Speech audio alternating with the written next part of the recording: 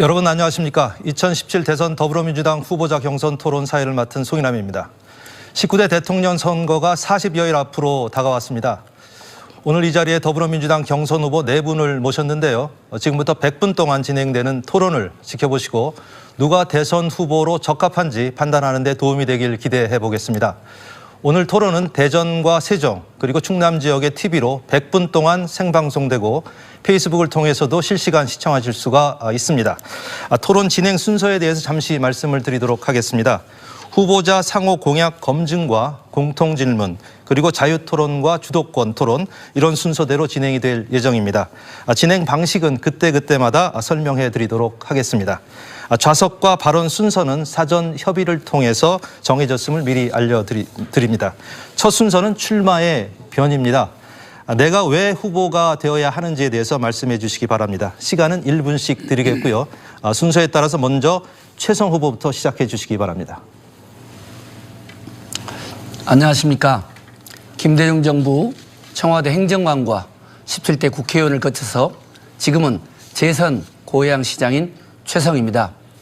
세월호가 인양되고 있고 대통령이 탄핵된 지금 비상적으로 치루어지는 조기 대선에서의 차기 대통령은 정말 청렴하고 도덕적이고 정직한 대통령이 되어야 됩니다. 세월호의 아이들에게 그리고 촛불광장에 나온 청소년들에게 부끄럽지 않는 그런 대통령이 되어야 됩니다. 뿐만 아니라 북핵 위기, 사드 위기, 경제 위기를 극복할 수 있는 준비된 평화경제 대통령이 되어야 됩니다. 그리고 끝으로 우리 세종시를 명실상부한 행정수도로 만들고 그리고 대전과 충남을 발전시킬 수 있는 자치분권의 도시를 만들어야 됩니다. 청와대, 국회, 시장으로서 청렴하고 풍부한 국정 경험을 가진 저 최성이 앞장서겠습니다. 네, 다음은 이재명 후보 말씀해 주세요. 네, 대전 세종시민 그리고 충남도민 여러분, 이재명 인사드립니다. 우리가 원하는 세상은 어떤 것입니까? 소수가 특권과 반칙을 통해서 많은 사람들의 노력의 성과물을 다 빼앗아가는 그런 비정상적인 나라가 아니라 모두가 기여한 만큼의 공정한 몫을 나누는 공정한 나라 우리가 원하지 않습니까? 누구나 이런 세상 만들겠다고는 합니다. 그러나 정권이 바뀐다고 해서 우리의 삶이 바뀐 기억은 별로 없습니다. 이제 진짜 우리의 삶을 바꿔야 합니다. 공정한 나라, 공평한 기회가 부여되는 깨끗한 나라, 저 이재명이 만들겠습니다. 이재명은 평생 공정한 나라를 만들기 위해서 치열하게 살아왔습니다. 판검사를 벌이고 인권 변호사로 또 성남시장으로 저 개인적 희생을 치르면서 치열하게 공정한 나라 만들기 위해서 억울한 사람 없는 사람 만들기 위해서 노력했습니다. 공약 이행률 96%. 저는 말하면 지켰습니다. 공직자에게 약속을 지키는 것만큼 중요한 건 없습니다. 제가 한 약속도 지키겠습니다. 함께 잘 사는 개혁 대통령 이재명이 하겠습니다. 네, 다음은 문재인 후보 차례입니다. 저는 지방을 살리는 대통령이 되겠습니다. 대전은 4차 산업혁명 특별시, 충남은 황해권 시대 경제문화 중심지, 그리고 세종은 행정수도로 키워나가겠습니다. 이번 대선은 대한민국을 나라다운 나라로 만드는 선거입니다. 도덕성에 흠결이 없고 잘 준비된 후보만이 해낼 수 있습니다. 저는 대통령이 할 일을 잘합니다. 부정부패 뿌리 뽑을 만큼 깨끗합니다. 정책과 국정 로드맵까지 잘 준비되어 있습니다. 더 준비된 문재인이 국민과 함께 정의롭고 깨끗한 나라 만들겠습니다. 압도적인 경선 승리로 압도적인 정권교체 만들어 주십시오. 그 힘으로 대한민국을 바꾸겠습니다. 완전히 새로운 대한민국, 저 문재인과 함께 만들어 주십시오. 네, 안희정 후보 말씀하세요. 예, 안희정입니다. 먼저 우리 지역을 방문해 주신 세 분의 후보님들께 다시 한번 환영의 말씀 올립니다. 대전 시민 여러분, 세종 시민 여러분, 충남도민 여러분, 지난 7년 동안 저는 충청의 대표 선수로서 여러분들의 사랑과 지지를 받아왔습니다. 이제 새로운 대한민국의 대표 선수가 되려 합니다. 새로운 대한민국, 기존의 낡은 진보와 보수의 이 진영의 논리로부터 또 여당하다가 야당하고 야당하다 여당하면 입장을 하루아침에 바꿔버리는 이러한 낡은 정쟁의 정치로부터 새로운 대한민국의 민주주의를 만들겠습니다. 지금 우리 모두가 정권 교체를 간절히 바랍니다.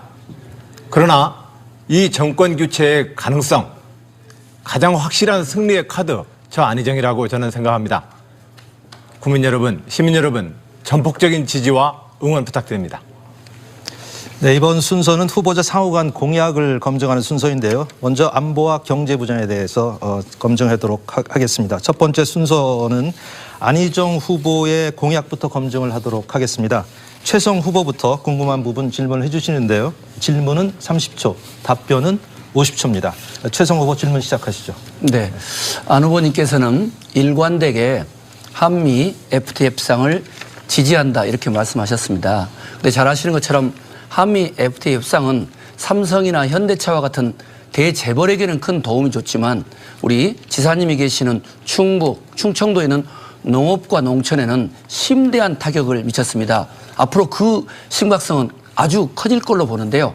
이런 상황에서 트럼프 미 대통령이 한미 FTA 협상을 요청해 올 때 충청도의 농업 발전, 대한민국의 발전을 위해서 어떤 입장을 가지실 겁니까? 예, 잘 알고 있는 주제입니다. 한미 FTA는 사실상은 한미 FTA 체결 이후 우리는 미국의 재협상을 요구하리만큼 성공적인 협상을 이루었습니다. 국가적으로 볼 때는. 그러나 이 FTA를 통한 개방 통상 전략이 국내의 다른 산업, 농업 분야나 여타의 산업 분야에 또 피해를 주고 있습니다. 우리는 국가 전체적으로 이익을 받던 이 부분에 대해서 다 산업 분야에 대한 지원으로 국가 재정을 혁신시켜내야 합니다. 저는 이미 충청남도에서 삼농 혁신을 통해서 농업 재정의 구조 혁신을 통해서 농가의 소득 보전을 위한 국가의 전폭적인 재정 지원을 강화해야 한다고 저는 중앙정부에 제안한 바 있습니다. 앞으로 FTA와 개방 통산 전략에 대한 이익을 전 국민이 나눌 수 있도록 할 것입니다. 네, 이재명 후보께서 질문해 주시기 바랍니다. 저도 비슷한 질문을 한번 드리겠습니다. 저는 농가는 그야말로 우리의 안보 전략 산업이다. 농업은 이렇게 생각해서 농민 기본소득으로 모든 농민 가구원들에게 100만 원씩의 기본소득을 지급해서 농가당 325만 원 정도 그리고 우리나라 전체로 3조 5천억 가량의 농민소득을 지급하려고 합니다. 우리 안 지사님께서도 농가 직접 보조금 제도를 검토하신 것으로 아는데 이게 지금 FTA 협정이 WTO 약정이냐면 직불금 2조 3천억으로 한정돼 있어서 지원할 방법이 없는데 지금 어떻게 지원하려고 합니까? 기본소득 말고. 예, 지금 현재 그 WTO에서 제안하고 있는 그 제한 액수는 각 정부의 재정이 농산물의 가격 보전 금액에 대해서는 그런 제한이 있습니다. 그러나 유럽이나 미국이나 일본에서 하는 것처럼 농산업의 자연 생태나 자원적 가치를 위한 공익적 직불에 대해서는 국제적으로 그다 다 통용되고 있습니다.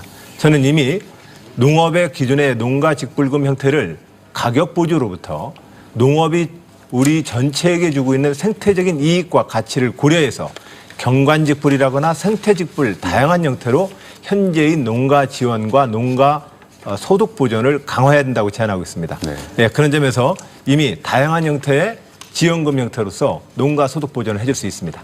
네, 문재인 후보께서 질문해 주시기 바랍니다. 예, 전 국민 안신영제 공약하셨죠. 10년 건속하면 1년간 6억 안식년을 준다는 것인데요. 근데 지금 현실을 보면 우리 노동자들 주어진 휴가조차 지금 제대로 사용하고 있지 못한 실정이지 않습니까? 그래서 너무 현실을 모르는 공약이다 이런 비판이 있고 또 한편으로는 10년 건속할 수 있는 사람이 얼마나 되겠습니까?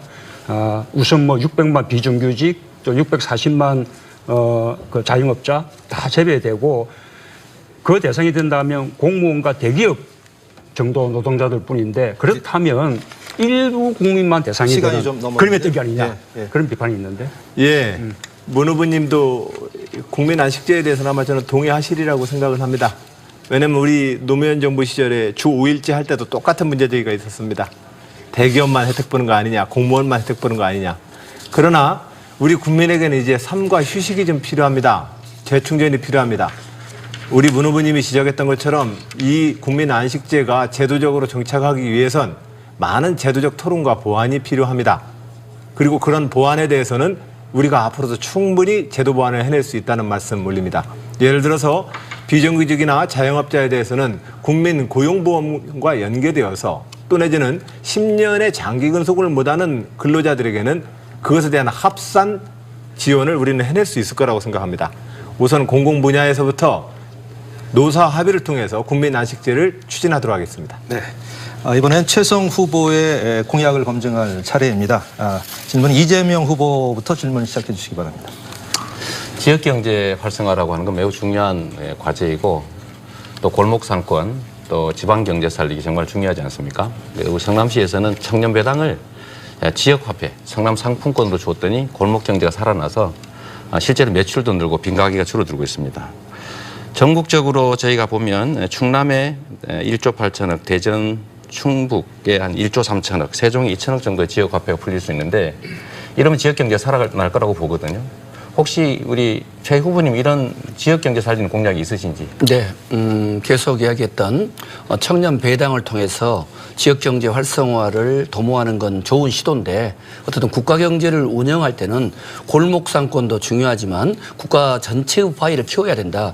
저희 고양시의 입장도 그렇고 또 제가 후보로 나온 이후의 공약은 골목상권을 활성화시키기 위해서는 우선 대기업의 골목상권이라든가 중소기업을 이렇게 억압할 수 있는 이런 구조에 대한 중소기업 골목상권 보호법을 철저히 보장해야 된다고 보고요. 또 골목상권 활성화는 지역에 있는 대형 마트라든가 또 시, 민간이 활성화해서 단순히 청년 배당이라는 어떤 이런 일방적인 얼마간의 지원이 중요한 것이 아니라 국가가 지자체와 함께 법, 제도 그리고 정책으로 종합적인 대책을 세워야 된다 이렇게 생각합니다. 잘해야 된다 이 말이군요. 네. 문재인 후보께서 질문해 주시기 바랍니다. 예, 저는 김대중 노무현 정부 때가 지금 이명박 박근혜 정부 때보다 훨씬 안보에 유능했다 그렇게 생각합니다. 그때는 한반도가 평화로웠고 안전했지 않습니까? 우리 최 후보님은 김대중 대통령의 6.15 정상회담 담당하셨고 나는 노무현 대통령의 14정상회담 총관장 했거든요. 그런데 우리 최 후보님은 사드에 대해서 김대중식 일괄 타결해야 한다 이렇게 주장하십니다. 네. 어떻게 일괄 타결을 하겠다는 것인지 방안 부탁합니다. 50초의 말씀을 드려야 되는데 그럼에도 불구하고 짧게 말씀 올리면 미국이 배치하려고 하는 사드는 결국은 북한 핵을 저지하기 위한 것인데 그런 면에서 사드는 분명히 한계가 있다. 그럼에도 불구하고 한미동맹이 중요하기 때문에 대통령이 되는 순간 바로 트럼프 미 대통령과 한미동맹과 관련해서 북핵 문제, 사드 문제를 일괄 타결하고 또 중국으로 건너가서 중국이 북핵 문제를 해결하는데 적극적인 노력을 요청하는 한편 일방적으로 한국에 대해서 무역 압박을 넣는 부분에서는 단호히 거부하고 문제 제기를 할 것입니다. 이러한 미국과 중국 간의 합의 속에서 북한의 김정은 위원장에게 핵을 포기하고 북핵 일괄 타결하면 대북 지원을 해주겠다는 메시지를 통해서 반드시 핵 폐기 그리고 사드 문제 일괄 타결하겠습니다. 네. 이번에는 안희정 후보께서 최성 후보께 질문해 주시기 바랍니다. 예, 연관되어서 같이 질문 여쭙겠습니다. 김대중식 포괄적 일괄 타결 주장과 관련되어서 또 대북 정책과 관련되어서 지금 현재 개성공단 같은 경우에도 박근혜 정부는 국제사회의 북핵 문제에 대한 제재에 동참하라는 압박 속에서 개성공단에 대해서 정말로 너무 졸속 결정을 해버렸습니다. 네. 그 바람에 개성공단의 많은 기업들이 피해를 봤습니다. 네. 대북 규류와 일괄 타결 어떻게 하시겠습니까? 네. 우선 개성공단 폐쇄 결정을 포함해서 대단히 중요한 한미관계, 남북관계의 주요 결정에 이번에 새 정부가 출범하면 막후에 보이지 않는 비선 실세, 최순실 이후의 판단이 있었는가에 대해서는 국정조사를 통해서 그 진상을 규명해야 된다고 보고요. 개성공단 폐쇄 결정은 박근혜 정부의 최악의 결정입니다. 그러나 안타깝게도 김정은 위원장의 여러 가지 모험주의적인 핵개발 정책에 대한 국민적 공감대가 형성되고 있지 못하기 때문에 사드 문제, 북핵 문제를 통해서 미국, 중국과의 일괄 타결을 이룩한 이후에 북한에 대해서 핵 폐기와 동시에 개성공단, 금강산 포함한 남북 교섭력 정책을 추진하고자 합니다. 그것이 DJ식 포괄적 일괄 타결 방안이고 그 역할을 저는 감히 할 수 있다고 자부합니다. 네, 이번에는 이재명 후보의 안보나 경제 분야 공약을 검증할 차례인데요. 문재인 후보께서 질문 시작해 주시기 바랍니다. 우리 이재명 후보님은 지금 법인세 최고 세율이 22%인데 네. 그것을 한꺼번에 30%로 올리자, 한꺼번에 8%를 올리자고 네. 그렇게 공약을 합니다. 지금 OECD 법인세 최고 세율 평균이 22.8%거든요. 그것도 갈수록 자꾸 낮추는 그런 추세에 있는데 우리가 한꺼번에 OECD 평균보다 훨씬 높게 22%에서 8%로 올린다면 세수는 정대되겠지만 우리 기업들이 감당할 수 있을 것인가? 우리 경제를 어떻게 감당할 수 있을 네. 것인가? 예, 묻고 싶습니다. 일단 OECD라고 하는 게 주요국을 비교하면 25%가 넘습니다. 그중에 무슨 조그만 소국들 그런데 비교하면 안 되실 것 같고요. 저는 법인세를 전면적으로 올리자는 게 아니라 지금 지나치게 30대 재벌들이 770조나 유보금을 쌓고 계속 늘어가고 있으니 이 500억 이상의 영업이익을 내는 소수의 초대기업들만 8% 정도를 증세하면 15조 원 정도를 만들 수가 있습니다. 재벌 대기업들도 투자할 데가 없어가지고 쌓이다 보니까 결국 자기들도 구매처가 없어가지고 결국 산업이 내수가 침체되지 않습니까? 저는 이게 경제가 사는 길이라고 보는 거죠. 루즈벨트 존경하시잖아요. 루즈벨트가 했던 제일 큰 일이 독점 대기업에게 증세를 내서 복지와 일자리를 늘린 겁니다. 그러니까 지금 우리나라도 큰 대기업들의 지나친 과점이 문제이기 때문에 거기에 증세를 해야 우리 경제가 산다 이 말씀드리는 거죠. 네, 이번에는 안희정 후보께서 이재명 후보께 질문 시작해 주시기 바랍니다.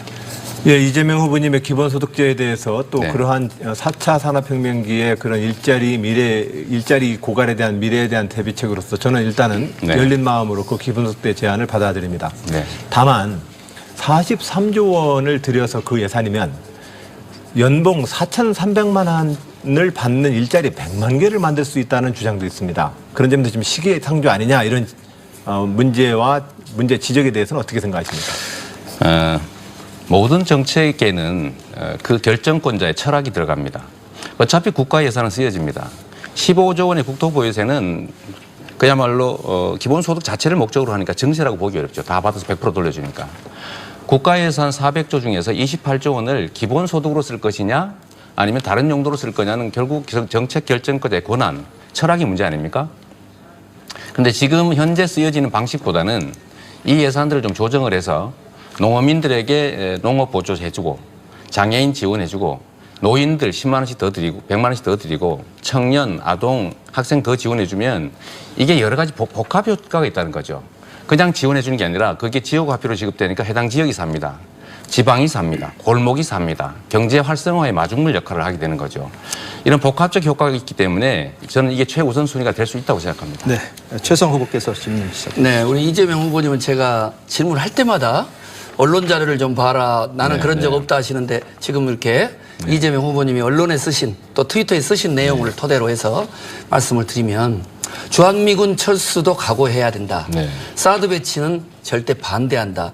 이런 이유로 이 대통령이 우리 이재명 후보가 되셨을 때 네. 과연 한미동맹 그리고 여러 가지 미국의 무역 보복 또 환율 조작국 네. 제정 이렇게 됐을 경우 과연 이 한반도 안보 상황, 국가 부도 위기, 미국에 대한 압박 어떻게 극복하실 겁니까?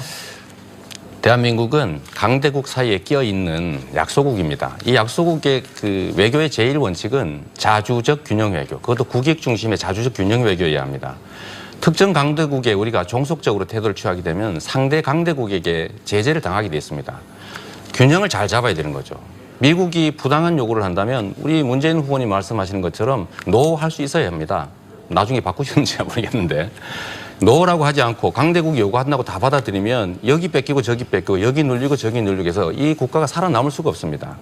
그렇기 때문에 이 사드는 명확하게 제 입장에서는 안보에 도움이 안 되고 미국의 군사적 이익만을 위해서 대한민국이 희생되는 것이기 때문에 반대해야 되고 주한미군 주둔비를 전 세계에서 대한민국이 제일 많이 내고 있는데 일본은 50%, 한국은 77% 아닙니까?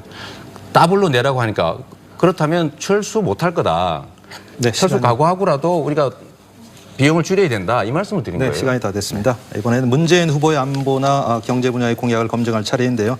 안희정 후보께서 질문 시작해 주시기 바랍니다. 예, 제가 지난번에 이제 거점 국공립대학을 우선으로 해서 카이스트급의 국공립대학의 지역 육성 전략을 좀 펴겠다. 그렇게 말씀을 드렸더니 당론하고도 좀 배치된다고 말씀을 하셨습니다. 근데 사실은 당론의 취지와 방향과 이렇게 배치되는 주장은 저는 아니라고 생각을 합니다. 주요 사립대에 대한 또한 지원도 저는 현재의 지원을 좀 더 현실화시켜서 사립대에 대한 지원도 또 함께 강화하겠다고 말씀드린 바 있습니다. 대학 등록금을 획기적으로 좀 인하시키겠다고 하셨는데 문 후보님의 이 획기적 이 인하 방향은 무엇인지 좀 여쭙습니다.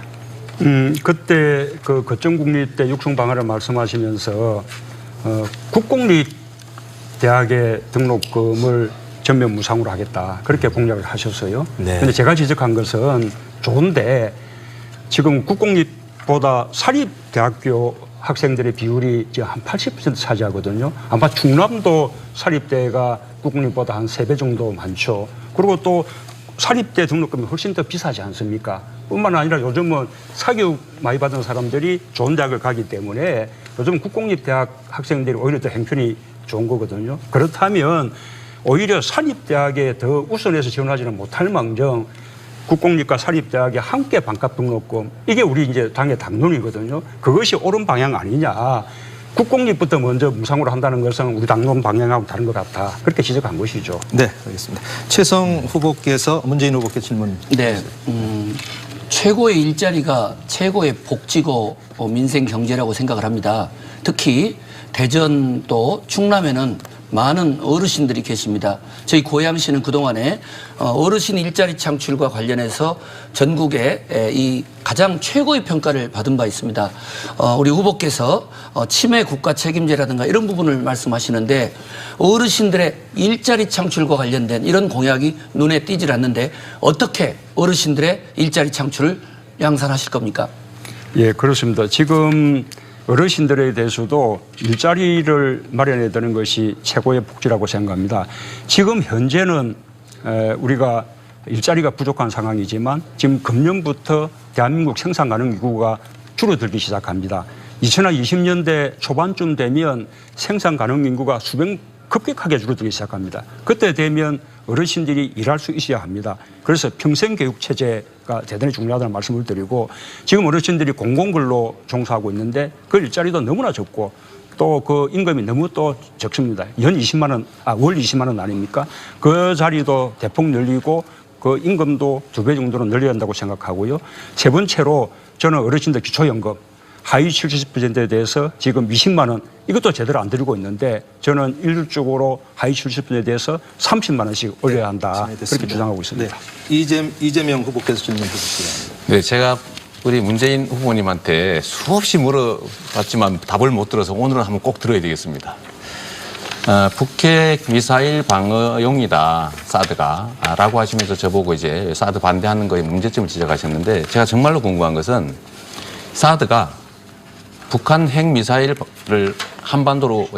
북한 핵미사일을 막기 위한 한반도를 위한 안보 정책이라고 생각하시는지 정말 북핵 미사일 방어용이라고 생각하시는지 한반도 안보에 정말 도움이 된다고 생각하시는지 그 답 한번 듣고 싶습니다. 예, 그렇습니다. 우리가 북핵에 대해서 지금 다른 대비책이 없는 상황이거든요. 북핵이 완전 폐기되면 좋지만 북한이 자꾸 핵을 고도하고 있는 상황 속에서 우리가 마땅한 대응 수단이 없으니 사드도 도움이 될 수 있다. 또 실제 효용을 떠나서 국민들이 심리적으로라도 사드가 도움이 된다고 믿고 있다. 네. 그렇다면 우리 안보에는 도움되는 면이 있는 것이죠.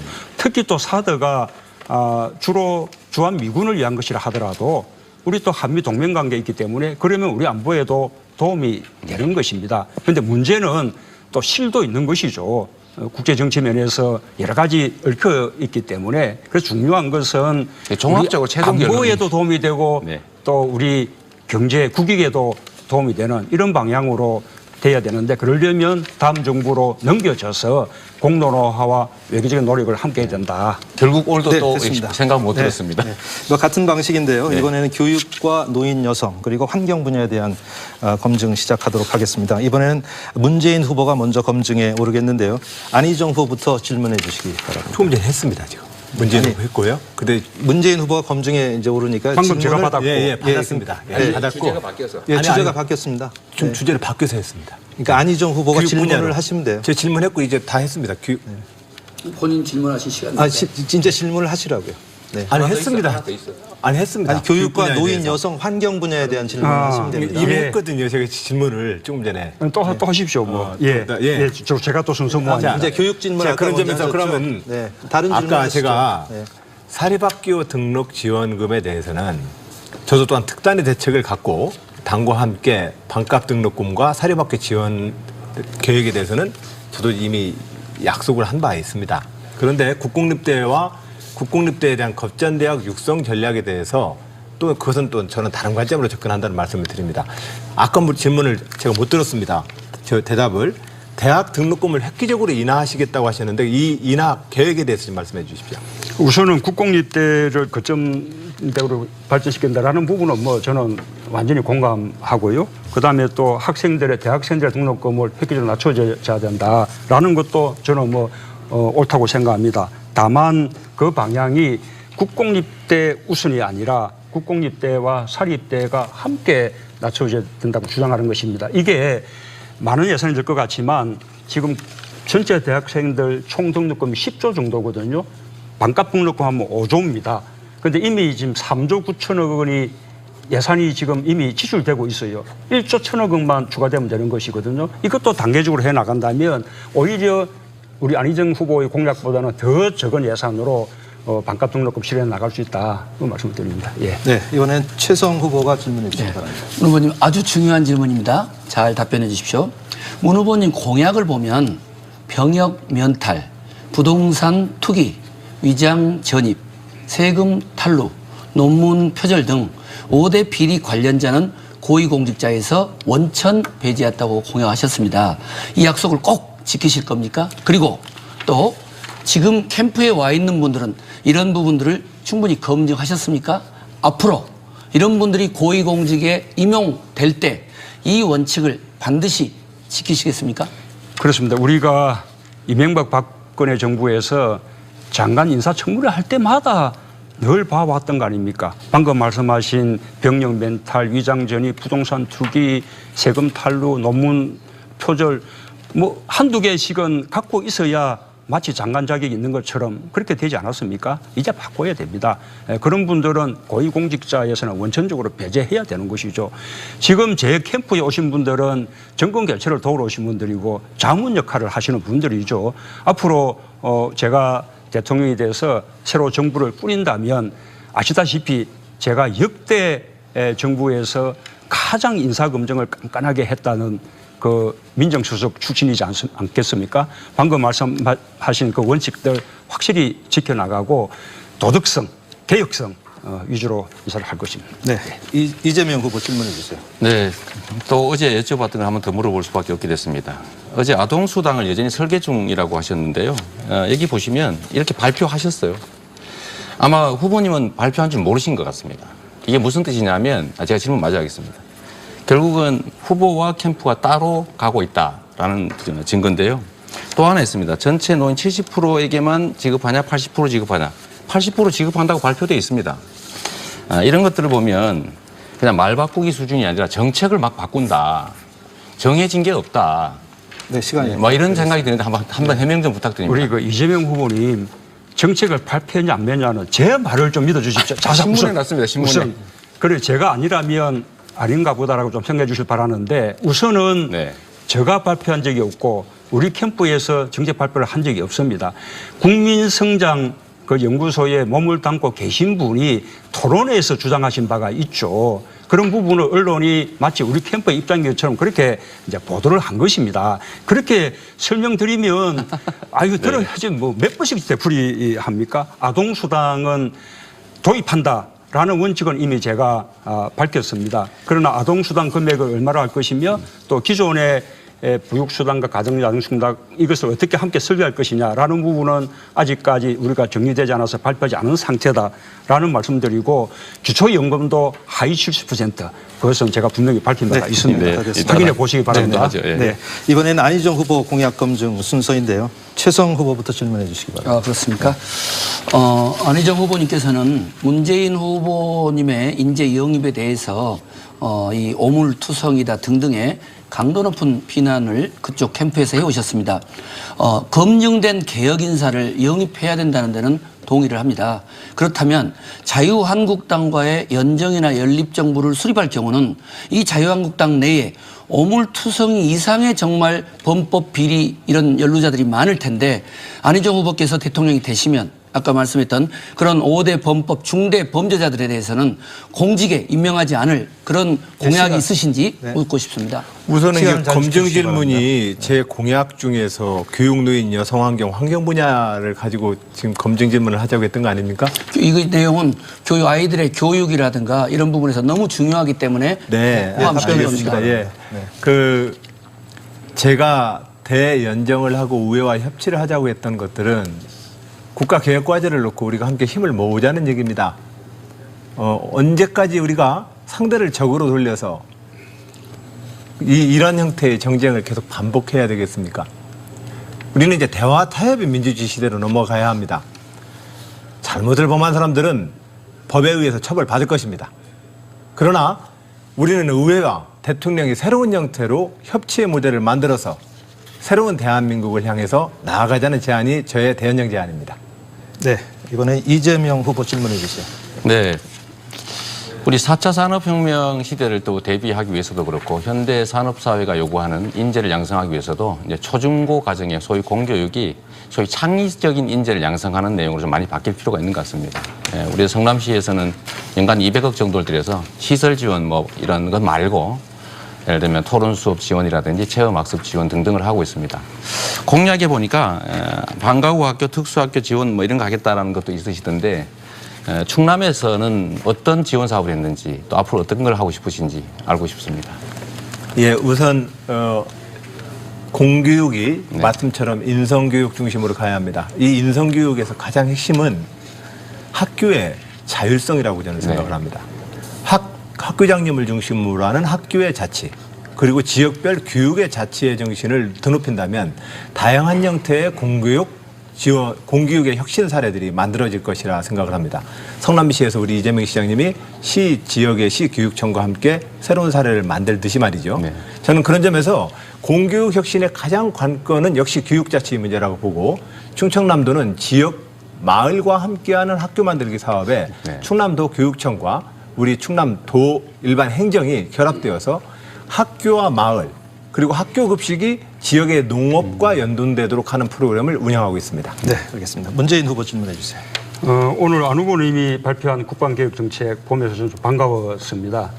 이등병 그 병사들의 그 급여를 30만 원 이상 올리겠다 이렇게 말씀하셨던데 저는 이미 우리 사병들의 그 급여를 최저임금의 50% 수준까지 올려야 되는데 한꺼번에는 어려우니 30%, 40%, 50% 이렇게 단계적으로 올려야 한다고 공약한 바가 있습니다. 그러면 우리 그 사병들은 제대하면서 그 돈을 모아서 학교 등록금으로도 사용할 수 있고 시간을 좀 잘 지켜주시기 바랍니다. 최저임금하고 연동시키는 것이 오히려 합리적이지 않겠습니까? 네.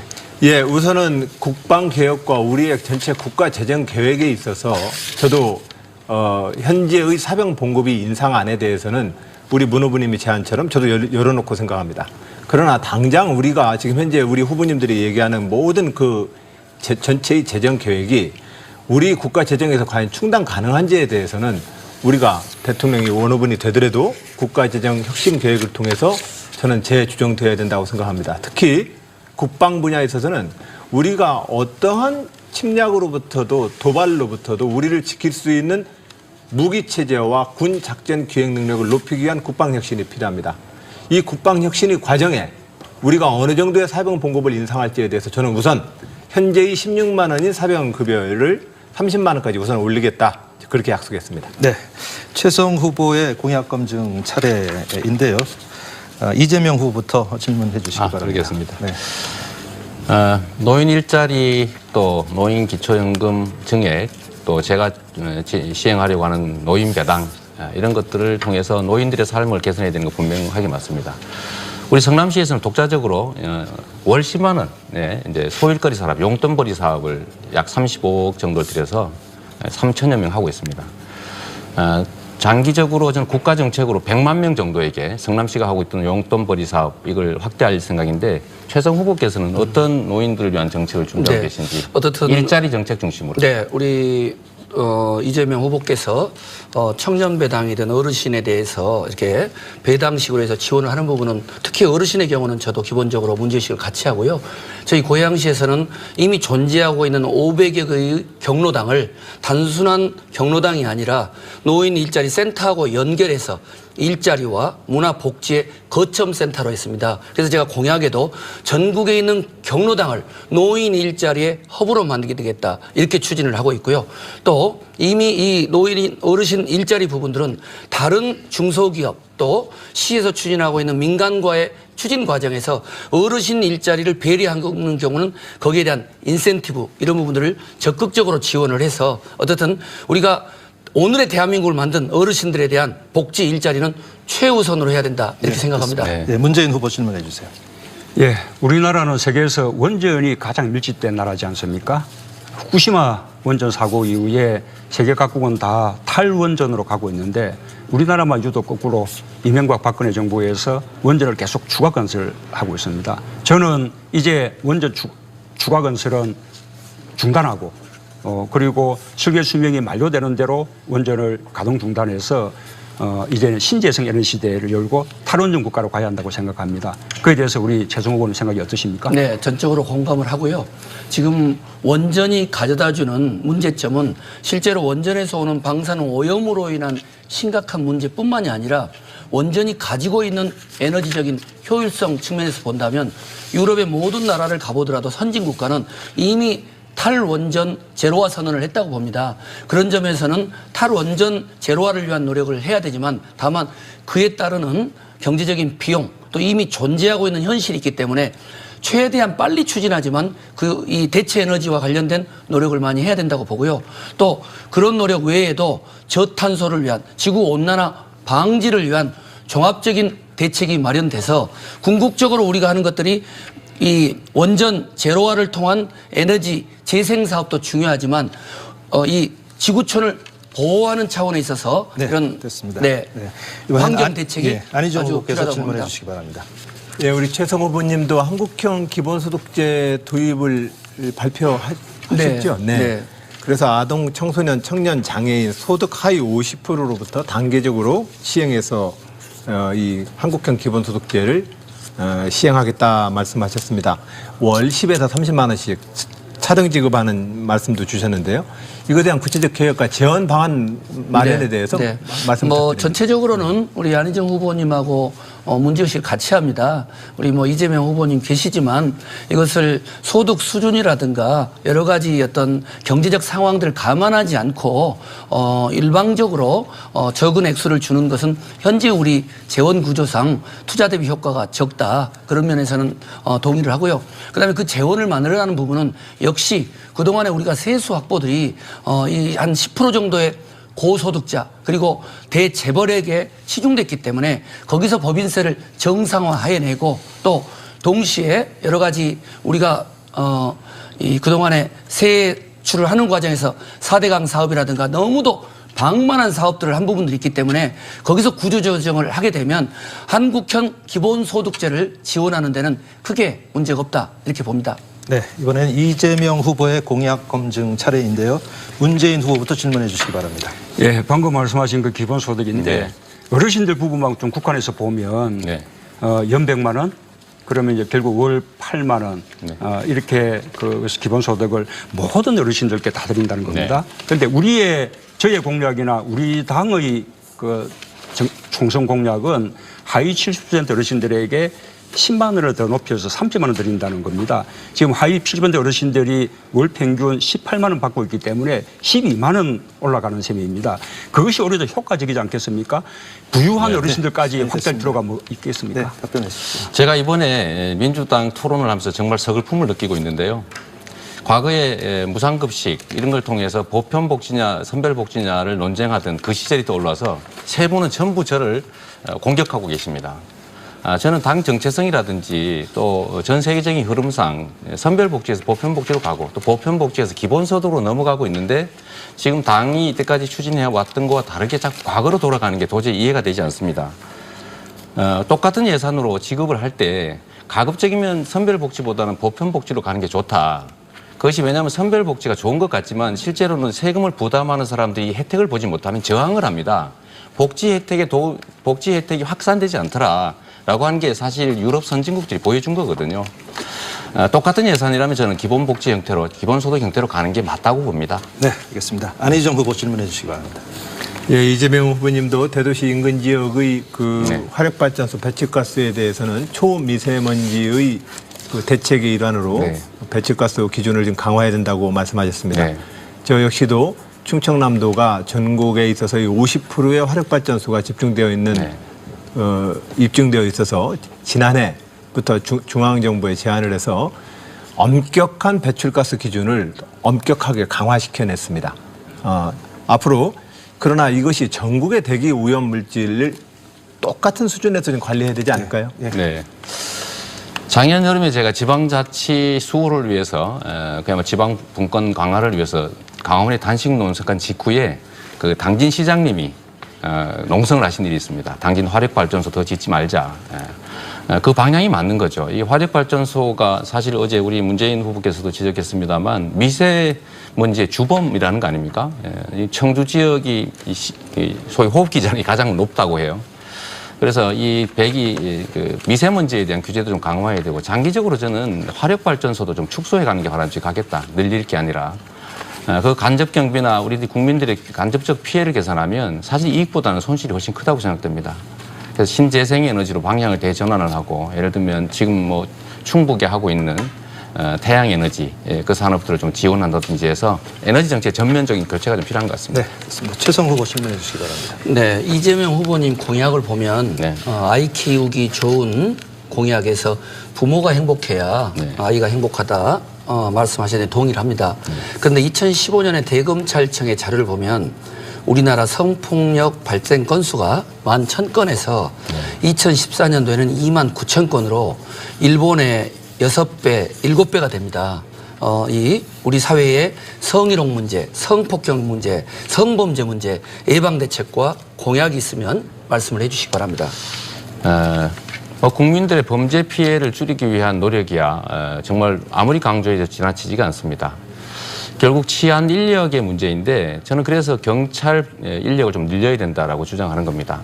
우리 공공 일자리 늘릴 때 중요한 부분이 소방 안전, 소방관들이죠. 또 경찰관 이런 쪽 인력을 좀 늘릴 필요가 있다는 것을 그래서 말씀드리고 두 번째는 현장에 이제 경찰들이 좀 이렇게 실질적인 시민 안전 보안 활동을 하지 못합니다. 그래서 우리 성남시에서 했던 사업 하나가 시민 순찰대라고 해서 해당 지역에 한 개 동당 약 16명 정도가 실질적으로 순찰을 하게 만들었습니다. 범죄가 아주 획기적으로 줄어들었죠. 또 귀가 도우미 이런 것들을 해주니까 여성들도 안전하게 느끼고 안타깝게 새누리당의 반대로 폐지되긴 했습니다만 이런 실질적인 인력 증원이나 현장에 좀 부합하는 정책이 필요하다 생각합니다. 예. 이번에 지역 현안과 관련된 공통 질문을 드리도록 하겠습니다. 최근 대전 원자력연구원에서 방사선 폐기물을 무단 폐기한 그런 사실이 드러나 큰 충격을 주었는데요. 주민들이 불안한 것은 뭐 말할 것도 없고 대전은 원자력 관련 시설은 있지만 안전을 담보할 제도적 뒷받침이 전혀 없습니다. 어떤 해결책을 갖고 계신지 말씀해 주시면 좋겠는데요. 먼저 이재명 후보부터 답변해 주시기 바랍니다. 네. 시간은 40초입니다. 네. 대전 원자력 연구원의 이 불법적인 폐기물 처리 문제는 뭐 저도 신문을 통해서 많이 봤고 또 공개적으로 제 입장을 내기도 했습니다. 있을 수 없는 일이죠. 우리나라의 원자력 소위 마피아들이 저지르고 있는 온갖 폐해 중에 하나라고 생각됩니다. 당연히 엄벌해야 되고 재발하지 않게 해야 되고 실질적으로 진상조사 정부 차원에서 해서 다시는 이런 일이 생기지 않게 했으면 좋겠습니다. 제가 여기 관련해서 하나 좀 말씀드리고 싶은데요. 문재인 후보님 탈원전 공약하시면서 원전 확대를 주장하는 분을 영입을 하셨어요. 김진우 교수라고 아시죠? 이분이 정책공간 국민성장의 경제분과의 에너지 팀장인데 네, 이분이 원전 확대 시간이 정책을 됐습니다. 하니까 예. 기회에 대해 한번 해명 한번 해주시죠. 문재인 후보 답변해 주시기 바랍니다. 그 답변은 네. 뭐 할 처지는 아니고요. 방금 주제에 집중하면 네네.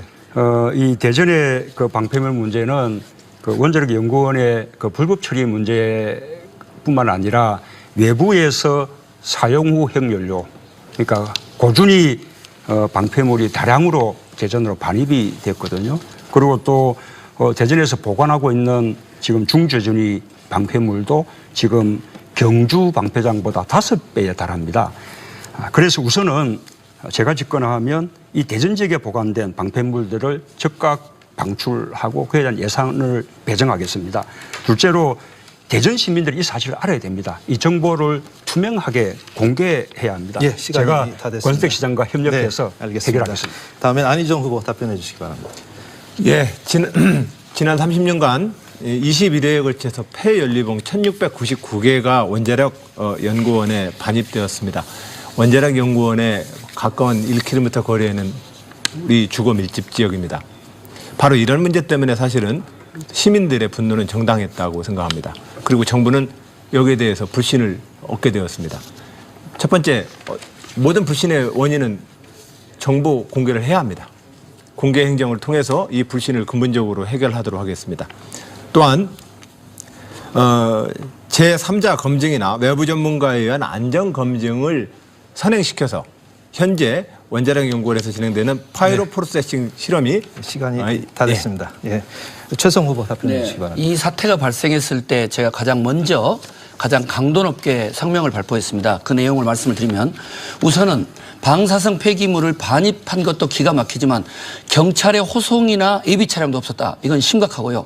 두 번째로는 원자력 연구원이 이렇게 테러 위협을 예방해야 되는데 이렇게 위험천만한 행동을 한 것은 정말 대국민 테러에 가까운 만큼 심각한 상황이다. 따라서 이 문제에 대해서는 근본적인 실태조사 그리고 근본 대책 마련 나아가서는 전반적인 원자력 연구나 또는 방사성 폐기물 시설에 대해서 당장 정부와 국회가 진상조사를 하고 근본 대책을 마련해야 된다 이렇게 봅니다. 예, 이제 공통 질문을 여기서 마치겠습니다. 이번에는 세종시 현안에 대해서 자유토론 방식의 토론을 진행하도록 하겠습니다. 올해는 행정중심 복합도시가 착공된 지 10년, 또 세종시가 출범한 지 5년째 되는 그런 해입니다. 아시는 것처럼 지금 세종시는 반쪽짜리 행정도시에 머물러 있습니다. 선거 때마다 세종시를 행정수도로 완성하겠다는 공약이 많이 나왔지만 사실 실현되지는 못하고 있는 실정인데요. 세종시의 행정수도론과 같은 그런 입장에 대해서 어떤 입장을 갖고 계시고 또 실현 계획은 어떤 실현 계획을 갖고 계신지 자유토론을 해주시기 바랍니다. 시간은 15분입니다. 발언 순서는 정해져 있지 않으니까요. 시작해 주시기 바랍니다. 제가 먼저 먼저 하시죠. 하시죠. 네. 지금 대한민국의 발전을 위해서는 과도한 서울공화국 중심의 수도권 발전을 최소화하고 대전, 충남, 자치권의 발전을 위해서 노력해야 된다고 봅니다. 그런 점에서는 세종시를 중심으로 하는 행정수도가 그 대안이 될 수 있다고 봅니다. 왜냐?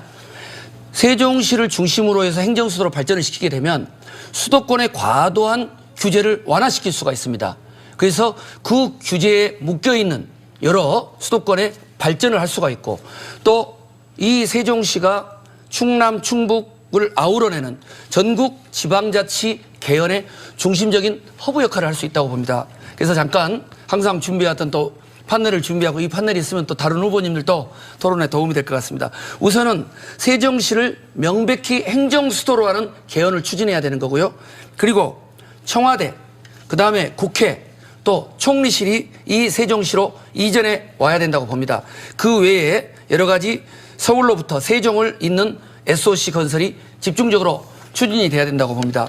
따라서 이제 우리가 세종시와 관련된 KTX 역사 문제도 모든 걸 세종시로만 집중하면 문제가 있고 세종시를 행정수도로 하면서도 집중을 하되 대전, 충남, 충북이 함께 발전할 수 있는 다른 지방자치도시들도 발전하면서 동시에 서울을 포함한 수도권도 규제로부터 자유로울 수 있는 이런 상생의 해법을 마련해야 된다. 저는 이렇게 생각하고 있습니다.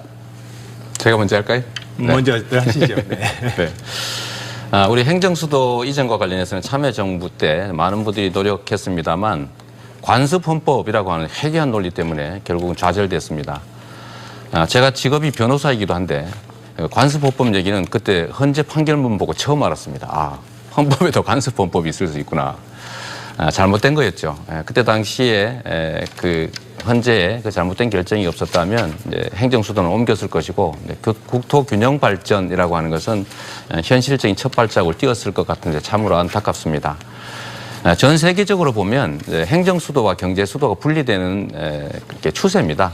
왜냐하면 너무 과도하게 밀집될 경우에 자원과 기회가 효율적으로 사용되지 못하기 때문이죠. 국토균형발전 또 수도권과 지방의 균형발전은 우리 대한민국의 중요한 과제인데 그중에서 행정수도 이전은 그야말로 국토균형발전을 위한 핵심적인 과제여서 꼭 됐으면 좋겠고 구체적인 방법으로는 저는 이제 일단은 청와대나 국회 분원 정도를 먼저 설치해서 실질적으로 정부 기능을 모아 나가고 개헌을 통해서 수도를 명시한 다음에 아예 청와대와 국가기관 전부를 통째로 장기적으로 이전해 오는 게 좋겠다는 생각이 듭니다. 거기에 더해서 세종과 또 수도권의 좀 교통 인프라 같은 것을 좀 미리미리 준비해 가는 게 좋지 않겠냐 이런 생각하고 또 다음에 제 말씀드리도록 하겠습니다. 네, 뭐 자유스러운 토론이니까요. 자유스럽게 문호부님 먼저. 그렇습니까? 예, 저도 그때 그 헌재 결정에 대해서 개인적으로 잘못된 결정이었다고 그렇게 판단하지만 그러나 헌재 결정은 존중하지 않을 수 없습니다. 이제는 행정수도 만들려면 이제는 개헌이 필요하게 된 거죠.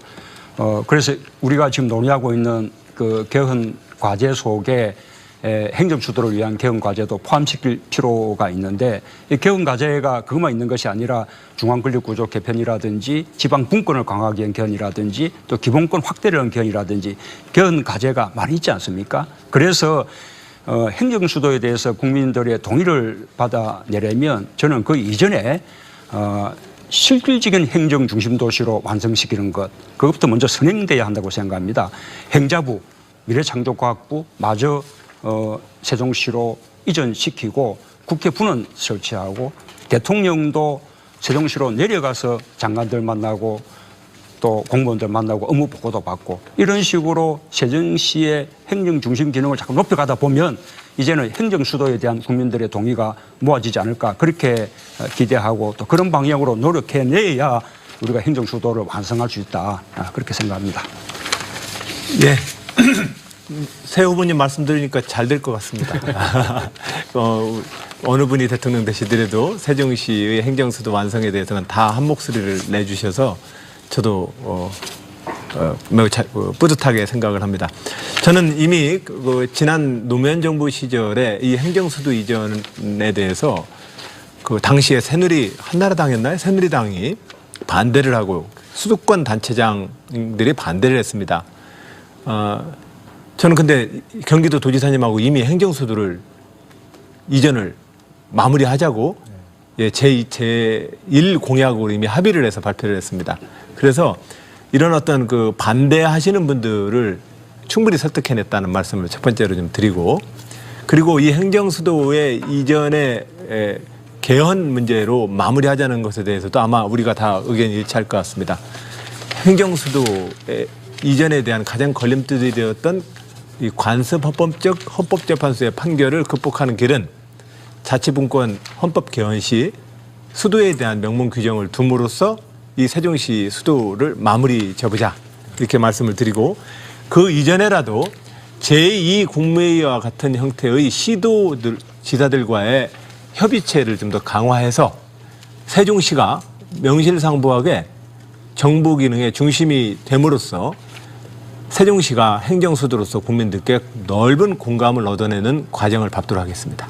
네 분의 입장이 뭐 다 같으신 건 아니잖아요. 그래도 뭔가 강론적인 측면이 그래서 제가 한 말씀만 좀 드리면 그런 얘기들 좀 사실은 다른 개헌 과제도 다 이런저런 이론이 있을 수 있지만 저는 행정수도 부분에 대해서는 특히 이제 수도권 주민들은 반대하는 의견을 가질 수 있다고 봅니다. 그분들의 의견들도 우리가 존중해야 되죠. 그래서 이제 수도권 주민들을 제대로 이제 설득해서 동의를 받아내는 그런 노력이 필요하다고 보고 또 그렇게 하려면 우리 또 두 분은 수도권의 단체장들이시니까 수도권 주민들을 설득하는 노력을 좀 더 해 주십사는 말씀을 드리고, 첫째는 수도권도 이제는 과밀이 바람직하지 않다. 이렇게 권한도 지역으로 분산되고 여러 가지 기능들도 이렇게 좀 분산돼서 수도권이 조금 비는 것이 수도권의 경쟁력을 오히려 높여주고 또 수도권 주민들의 삶의 질을 이렇게 높여주는 것이다. 이런 식의 좀 접근이 좀 필요하지 않을까 생각합니다. 제가 말씀드릴까요? 네. 그래서 제가 초두에 말씀을 드릴 때 아무래도 이 서울을 수도로 생각하는 많은 국민들이 이게 세종시로 행정수를 옮긴다 할 때 심리적인 부담감 또 자신의 자산 가치에 대한 부담이 있을 거라고 봅니다. 그래서 행정수도로 세종시를 하면과 동시에 취해야 될 것은 정부와 국회가 수도권 규제를 완전히 혁파해버려서 정말 그동안에 못했던 그린벨트, 군사보호구역 이런 부분들을 규제를 완화하게 되면 거기서 오는 또 다른 기회가 있다는 것이죠. 저는 우리 안희정 지사님이 또 여기 홈그라운드시고 또 여러 가지 세종시 관련된 부분이 있는데 지난번에 토론회 때 충북 토론 때도 했는데 저는 좀 이렇게 질문을 드리고 싶은 게 이 세종시에 KTX 역사가 들어오는 문제에 관련해 가지고 아무래도 이 현지에 있는 유력도 정치인들이 제안을 하고 하니까 이렇게 뭐 경제 논리로 풀어야 된다. 뭐 정치 논리는 배제해야 된다는데 저는 아무튼 우리 안희정 후보님 이야기를 들으면 잘 무슨 말씀인지 모르겠어요. 그런데 이미 현실은 충남도에서조차 우리 지사님이 계시는 충남도에서조차 의회 도민들이 결사반대를 하고 있고 엊그저께 토론했던 충북도 이 세종시에 KTX가 오는 문제를 반대하고 있는데 유력 대통령 후보로서 세종시에 KTX 역사가 왔을 경우 다른 인근에 있는 역사 문제와 이런 것들을 단순한 타당성 문제로만 돌릴 건지 이 문제에 대해서 확실한 답은 아니더라도 분명한 비전을 보여줘야 대전, 충남, 충북 이분들이 불필요한 갈등을 일으키지 않을 거 아닌가. 그런 부분에서 우리 안 지사님의 해법은 뭔가요? 최성 후보님은 세종시에 그러면은 KT 역사를 두자는 말씀이신가요? 그 부분이 이쪽에 아무래도 오래 계셨으니까 네. 좀 전문적인 견해를 듣고 싶어서 질문 드린 겁니다. 그래서 제가 어제 말씀을 드렸지 않았습니까? 뭐라고 하시죠? 이 역사의 신설 문제에 대해서는 이 역사 신설에 대해서 이 타당성 연구 용역과 경제적 타당성 검토 작업이 진행 중에 있습니다. 이것을 정치적인 의제를 가지고 정치인들이 찬반 싸움을 하고 지역 간의 갈등으로 문제를 풀어서는 안 된다. 정부의 재정 투자가 들어가고 또한 코레일의 역사의 신설 문제는 자체의 연구 용역과 타당성 검토를 통해서 결론 내자고 저는 말씀을 드렸습니다. 예. 제가 하나 말씀드릴까요? 네. 우리 최성 후보께서 수도권 규제를 좀 완화해야 된다. 그린벨트도 풀고 각종 규제를 완화해야 된다. 이런 말씀하시는데 저는 이제 수도권 규제 완화는 저는 기본적으로 지금 현재 상태는 옳지 않다고 생각합니다. 저는 뭐 수도권 있을 때도 규제 완화하자고 서명하자는 거죠. 한 일 사실이 없는데 왜냐하면 우리 사회에서 경기도나 수도권의 이익보다는 대한민국의 이익이 더 중요하다. 국토 균형 발전이라고 하는 게 지금 실제로 배제되다 보니까 너무 사실 수도권도 일극화되고 그래서 뭐 토지 자원이든 모든 기회들이 제대로 효율을 발휘하지 못하고 그러다 보니 결국은 다 수도권으로 몰려가서 비효율이 이제는 뭐 극대화되는 상황이 된 것 같습니다. 그런 측면에서 전 세계적인 추세를 따라서 행정 수도는 옮기는 게 맞고 또 그건 이미 뭐 정치권이 한때 합의했던 것이고 국민들이 동의했던 거니까 제대로 추진하는 게 맞을 것 같고요. 그걸 통해서 저는 이제 수도권이 갖게 되는 어려움들이 있더라도 그게 뭐 아까 우리 문 후보님 말씀하신 것처럼 좀 지나치게 과밀화되는 데서 오는 피해가 훨씬 더 크기 때문에 저는 문제 해결의 출발점이 될 것 같아요. 오히려 수도권의 과밀 문제를 해결하는 그런 측면에서 제가 이렇게 규제 완화하자, 막 그린벨트 풀자 이거는 좀 천천히 생각해야 될 문제가 아닌가. 네, 이건 뭐냐면 제 이야기에 대해서 정면으로 반박을 하셨기 때문에 저는 이재명 시장님의 이런 발상은 정말 과연 자치단체장으로서 이런 말씀을 할 수 있을까 충격적입니다. 지금 성남, 고양, 경기 북부 수도권에 군사보호구역, 그린벨트, 기타 수도권 과밀 억제로 박정희 군사정권 시절부터 책상머리에서 금을 그어가지고 재산권 피해로 이 분노 어린 목소리가 얼마나 많은데 이것을 수도권의 여러 가지 있는 과도한 억제를 풀어서 규제를 완화시켜서 그분들의 민생 재산권 보호를 해주자는 주장을 그걸 반대하고 국가적 차원에서 논의한다는 건 이해할 수 없는 이야기죠. 수도권 규제 완화하고 군사 보호 구역을 푸는 문제는 다른 겁니다. 그렇게 섞지 마세요. 예, 두 분 다투지 마시고요. 저는 뭐 이렇게 수도권 규제 완화도 맞아면 이 적경 지역의 열악한 곳, 낙후된 곳은 좀 다르게 판단해야 된다고 생각합니다. 저는 지금 우리 대한민국이 모든 것이 다 서울에 모여 있는 서울 중심 1급 체제지 않습니까? 그래서 저는 앞으로 우리가 가야 될 길이 그것을 좀 다극화해서 서울은 법적 수도, 경제 수도로 남고 세종은 행정 수도, 또 대전은 과학 수도, 광주는 문화 수도, 부산은 해양 수도, 이런 식으로 다극화해 나가는 것이 앞으로 지방분권 시대, 또 국가균형발전 정책, 또 지방의 시대에 우리 부합하는 것이라고 생각합니다. 그 점에 대해서 다들 공감들 하시지 않습니까? 지난번에 저도 공감합니다. 지난번에 제가 경기도 도지사님하고도 이 행정수도 이전에 대해서 서로 당이 다르고 그 소속되어 있는 경기도와 충청남도의 다른 단체의 도지사이지만 이걸 합의를 할 수 있었던 것은 세종시의 명실상부한 행정정치 수도로서의 이 완성이 수도권의 과밀화를 덜어냄으로써 수도권은 수도권대로의 질 높은 발전을 꾀할 수 있다라고 하는 그 확신 때문에 경기도 도지사님은 동의를 해줬던 것이고, 또한 이런 세종시가 대한민국 균형 발전의 상징으로 된다면 우리 대전, 세종시를 중심으로 하는 충남, 충북은 신수도권이 되는 거 아니겠습니까? 그리고 전국 모든 지역이 좀 더 가까운 역량들을 세종시에 내려와 있는 22개의 국책연구기관과 중앙행정기관이 가지고 있는 그 정치행정적 어떤 그 유치와 영향력들이 전국을 골고루 따뜻한 기회를 만들어줄 수 있다. 그런 점에서 세종시의 완성은 수도권의 질 높은 발전하고도 서로 함께 상생할 수 있다. 이 말씀드립니다. 짧게 제가 말씀드리고 그다음에 우리 지금 이 자료를 충북에서도 소개시켰지만 충격적인 지도입니다. 이 충남의 공동체가 지금의 저출산 문제로 갈 경우는 지금 충청도만 해서 26개의 시군구에서 12개가 20, 30년 이후면 소멸돼 버립니다.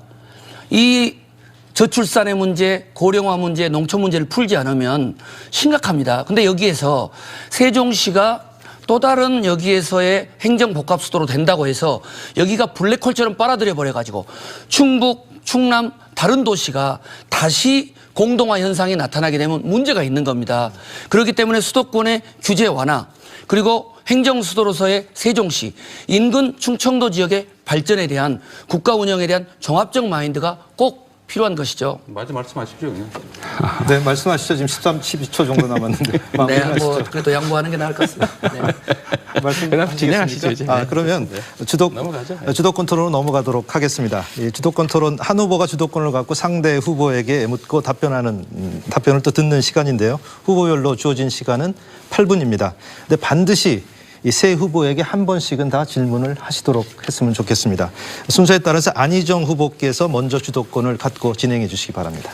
예, 먼저 문재인 후보님하고 말씀을 좀 나눈 다음에 두 분 후보님께 말씀을 올리겠습니다.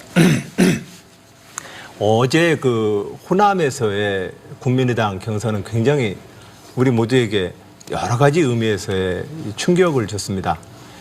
현장 투표를 통해서 그 작은 투표소에서도 그렇게 많은 분들이 투표에 참여하셨습니다. 6만여 분이. 그리고 또 안철수 후보가 압도적인 승리를 거뒀습니다. 저는 이 승리를 보면서 늘 제가 지금 느꼈던 고민은 지금 현재 우리 민주당이 대통령 선거를 좀 따놓은 당상인가? 지금 대세론으로 무조건 이긴다라고 우리가 볼 수 있는가? 오히려 현재의 민주당을 좀 더 확대시켜서 많은 국민들한테 지지를 받을 수 있는 후보가 이 경선에서 승리를 해야만 본선에서의 승리 가능성이 더 높아지는 것 아닌가 이런 생각을 했습니다. 그런 점에서 참 외람되게도 우리 후보님 말씀이 대세론에 대해서 제가 동의가 얼른 안 됐던 겁니다. 오히려 그것은 안방 대세이지 않을까요?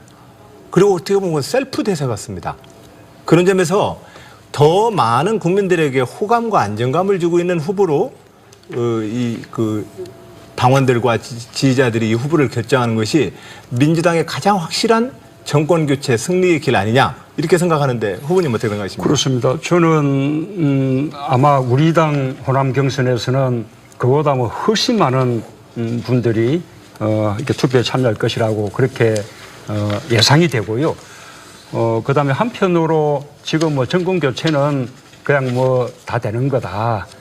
그러니 뭐 어떤 정권 교체가 중요하냐라는 게 문제라든지 이렇게 말씀들 하시는데 저는 아니라고 생각합니다. 끝까지 우리 긴장해야 됩니다. 그래서 예, 그렇습니다. 우리가 해야 하는 그래서, 것이 예. 필승 카드를 후보로 내세우는 것이 필요한 것이죠. 예. 그래서 제가 도덕성의 주도권이니까 분별이 알겠습니다. 예. 또 예. 잘 나중에 준비되고. 주도하실 때 말씀을 더 해주시기 바랍니다.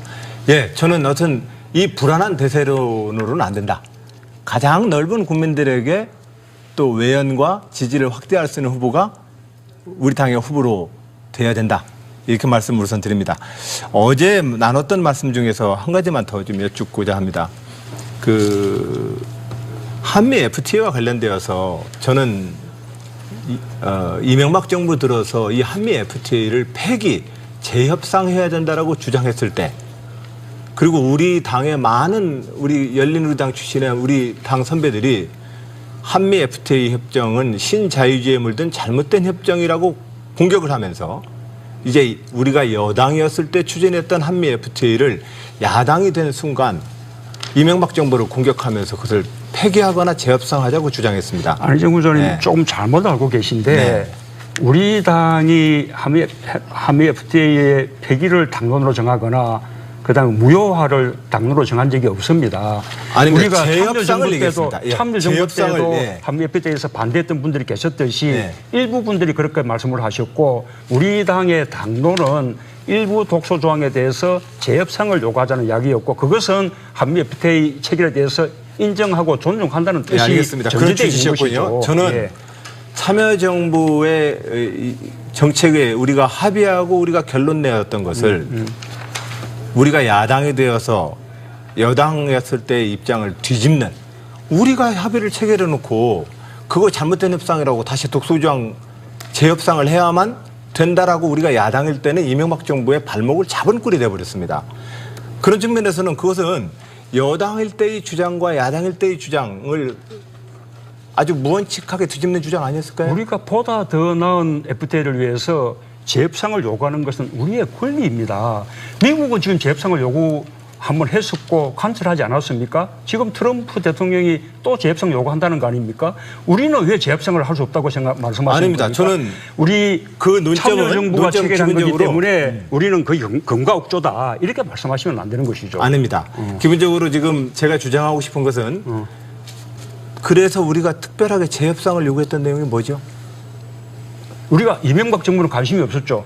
예, 우리가 재협상을 주장했던 우리가 내용이 요구하는 뭡니까? 것은 예. 독소 조항이라는 예, 몇 가지를 재협상을 요구했던 것인데 ISD를 포함해서 몇 가지 그렇습니다. 조항이었죠. 그러나 그 조항이 이명박 정부는 그때 예. 관심이 전혀 없었죠. 그 조항이 실질적으로 한미 FTA를 체결했던 우리 노무현 정부 시절에 우리가 그것에 대해서 고려하지 않았을까요? 그거하고 무슨 상관입니까? 다 검토했기 때문에 뭐 더 이상 말하지 말라. 제가 볼 때는 되겠습니까? 제가 볼 때는 국민들이 이 문제에 불안해하면 대해서는 재협상을 제가- 요구할 수 있는 예, 거예요. 예.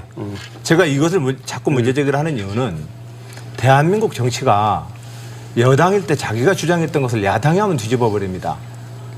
이런 식의 원칙 없는 정치행위 때문에 사실은 많은 국민들이 정치에 대해서 불신을 하는 것 아니냐. 저는 그때 송영길 당시 본부장이시죠. 인천시장님과 저만 한미 FTA 협상에 대한 노무현 정부의 원안을 우리가 지키면서 온갖 비난과 공격을 다 받았습니다. 시간 관계상 두 분한테도 그런 질문을 측면에서 드려야 되거든요. 예. 네. 저는 이게 저쪽이 우리한테 거는 프레임 말 바꾸게 한다. 이 프레임을 이상하게 지금 되풀이 하시는 거라고 생각해요. 아닙니다. 그렇게 지금 제가- 더불어민주당이 예. 처음부터 했던 한미 FTA 그다음에 제주 기지 입장을 바꾼 게 뭐가 있습니까? 아니 제가 한미 그때 집행부가 FTA만, 아니었지만 한미 FTA에 대해서만 여쭤보는 겁니다. 예, 제가 그때 집행부가 예. 아니었지만 네. 그 시절에 뭐 잠깐만요. 한명숙 지금 두 지도부도 분한테도 질문을 하셔야 되거든요. 예. 그런 측면에서 저는 이 한미 FTA 문제에 대해서 우리 맞아 하십시오. 양보하겠습니다. 최성 후보님, 이 한미 FTA에 대한 노무현 정부의 협상과 이명박 정부의 재협상 당시 우리 당의 입장이 좀 바뀌었다고 저는 생각을 근데 하는데 이제 어떻게 생각하십니까? 네, 우리 이제 안희정 후보께서 당이 바뀌었는데 이렇게 존중해야 되지 않느냐는 것은 박근혜 정부에서 했던 한일 위안부 협상 망국적이고 굴욕적이니까 그 폐기해야 되는 것이고요. 한미 FTA 경우도 판단의 준거를 우리 국민들에게 얼마나 국익에 도움이 됐느냐, 우리 충북 도민과 대한민국에 있는 농촌 농어민에게 어땠느냐에서 본다면 이것은 대단히 큰 국가적 손실이 왔기 때문에 재검토를 해야 되는 거고 또 트럼프 미 대통령이 재협상 하자는 거 아닙니까? 그런데 박근혜 정부에서 이명박 정부에서 했으니까 우리는 안 하겠다. 이거야말로 정말 충북 도민, 농어민, 대한민국 국민들을 권익을 무시하는 것이죠. 판단에 주은 거는 알겠습니다. 우리의 국익에 따라야 된다는 것이죠. 저는 이 주제에 대해서는 이렇게 생각합니다. 그래서 우리가 재협상을 통해서 구체적으로 뭘 재협상했습니까? 실질적으로 재협상하는 게 없습니다. 오히려 우리가 지금 바꾼 것은 정치적 태도만을 뒤바꿨을 뿐입니다. 그래서 지금 현재 문재인 후보님만 하더라도 사실은 다양한 그 인터뷰 과정에서 문재인 후보님이 한미 FTA 문제에 대해서는 다양한 의견들을 서로 상반된 주장을 하셨습니다. 그래서 어떤 때는 신자유주의에 물든 정책이 아니라고 말씀하셨고 반성할 게 없다고 얘기했다가 국론을 좀 더 국민들의 뜻을 못 모은 측면에서는 반성한다라고 얘기를 하셨습니다. 저는 이 과정이 실질적으로 우리 대한민국 국민들이 여당일 때는 주장을 하고 야당이면 입장을 바꿔버리는 이런 무원칙한 정치로서 흘렀다는 것에 대해서 저는 지적을 하려는 것입니다. 시간이 다 끝났습니다. 시간이 다 됐는데 그냥 넘어가 버렸네. 잠깐만요. 지금 본인 하실 때 하시면 되죠. 뭐. 새 후보에게 한 번씩은 다 질문을 하셔야 제가 되는데 양해했습니다. 양해를 하신 겁니까? 알겠습니다. 하실 말씀이 많으신 것 같아서. 근데 반드시 좀 세 분에게 골고루 질문을 갈 수 있도록 해주셨으면 좋겠습니다. 이번에는 최성 후보가 주도권을 갖고 토론 진행해 주시죠. 네. 뭐 기왕 나왔으니까 한미 FTA 문제부터 이야기를 드리면 이 한미 FTA 협상에 대해서 안희정 후보님이 잘못된 패러다임에 빠지신 게 한미 FTA를 해서 수혜를 받은 계층은 삼성, 현대와 같은 대기업들의 자동차 산업이에요. 그분들의 수혜 속에서 충북 도민들이, 충청 도민들이, 대한민국에 있는 농촌 농어민들이 이 어마어마한 피해를 보고 있는 겁니다.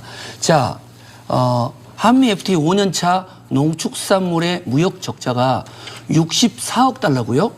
농축산물 관세가 앞으로 사라지게 되게 되면 충남도가 실시한 연구 영역 보고만 하더라도 충남의 농림어업 피해가 연간 1,900억입니다. 이런 심각한 상황이 있는데 전임 이명박 정부부터 했으니까 이거 존중해야 되지 않느냐. 전임 이명박 정부에서 했으니까 사드 배치는 그대로 존중해야 되지 않느냐는 것은 적어도 대통령 후보라면 이 한미 FTA 협상이, 위안부 협상이, 사드 협상이 정말 우리 국민들에게, 국익에, 사회적 약자에게 어떤 도움을 주느냐는 판단을 해야 된다고 봅니다. 이 충북 도민과 농촌, 농어민 이분들에 대한 피해 아시면서도 과연 이 문제에 대해서 어떻게 답변을 설득하시겠어요? 최성 후보님, 한미 FTA 그러면 하지 말자는 겁니까? 누가 그렇게 이분법적으로 이야기를 합니까? 아니 그러니까 지금 질문을 재협상을 트럼프가 요청해 오면 그 부분에 대해서 우리도 실사구시적 국익 외교를 통해 가지고 농촌을 보호할 수 있는 근본 대책들. 그래서 제가 이미 제안하지 않았습니까? 뭐라고 했습니까? 기본적으로 지금 농가 소득을 정부가 직불 형태로 보전을 해야 합니다. 좀 더 높게 보전해야 합니다. 대한민국의 전 세계의 농민들의 농가 소득을 100원이라고 했을 때 유럽 같은 경우는 약 50원가량의 국가 직불금 보조금입니다. 미국 같은 경우는 24원가량 됩니다. 대한민국 얼마입니까? 14원도 채 안 됩니다.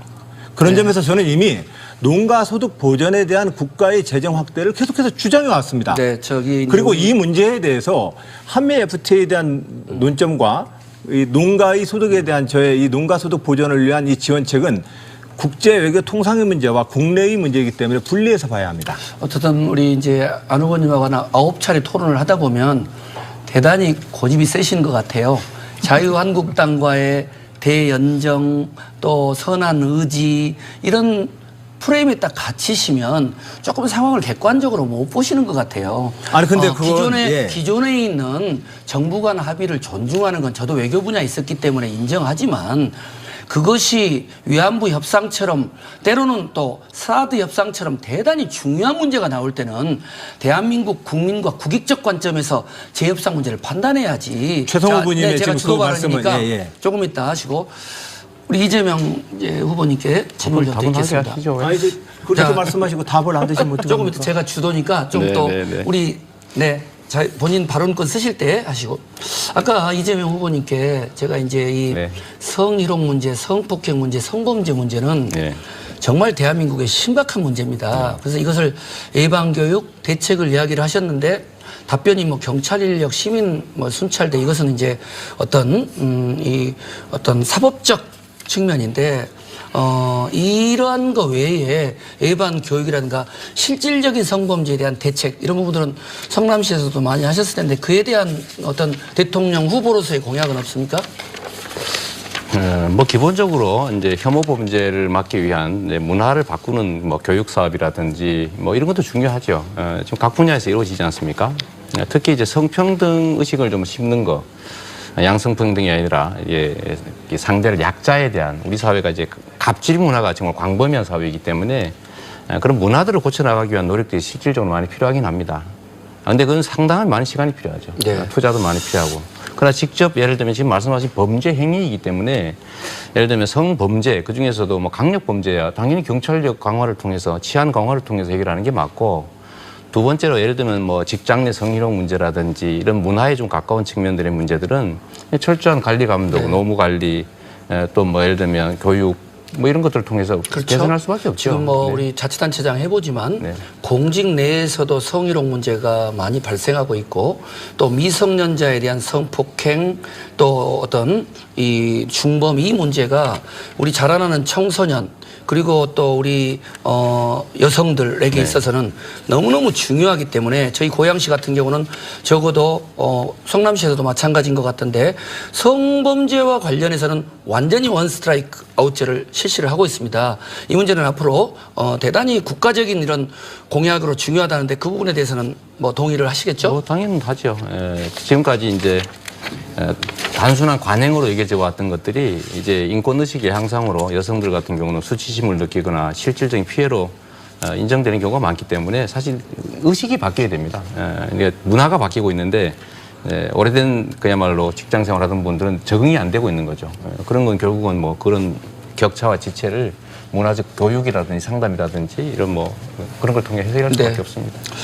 우리 문재인 후보님 이제 사실은 예상된 답변을 기대하고 그다음에 추가 질의를 하려고 했는데 아까 말씀드렸던 병역 면탈, 부동산 투기, 세금 탈루, 위장 전입, 논문 표정들 이 5대 비리라는 건 우리가 장관 청문회를 하든 시의원 또는 국회의원을 공천하든 이 사안이 대단히 중요한 청렴성과 도덕성의 기준이란 말입니다. 더구나 대통령까지 탄핵된 마당에 치러지는 이 사안인데 이 5대 비리 관련자에 대해서 캠프 내에 영입한 인사들에 대해서도 검증을 하고 또 고위공직을 이렇게 임용할 때도 철저히 구분을 하시겠다고 해서 저는 좀 우물우물 말씀하실 것 같아서 그 준비를 했는데 어떻든 거기에 대한 확실한 의지를 밝히셨는데 이것을 우리 민주당의 이름으로 입법화해서 정말 더불어민주당이 앞으로 새로이 꾸리는 새 정부는 정말 청렴하고 도덕적이고 정경적으로 자유로울 수 있는 그런 어떻든 혁신적 정부라는 걸 보이실 의지가 있는지 시간이 뭐 제한돼 있으니까 답변해 주시기 바랍니다. 윗물이 맑아야 아랫물도 맑다. 그 원칙 확실히 지키겠습니다. 끄십니까? 시간이 너무 작게 남아서 아닙니까? 시간 남았습니다. 충분합니까? 네네. 예, 그렇습니다.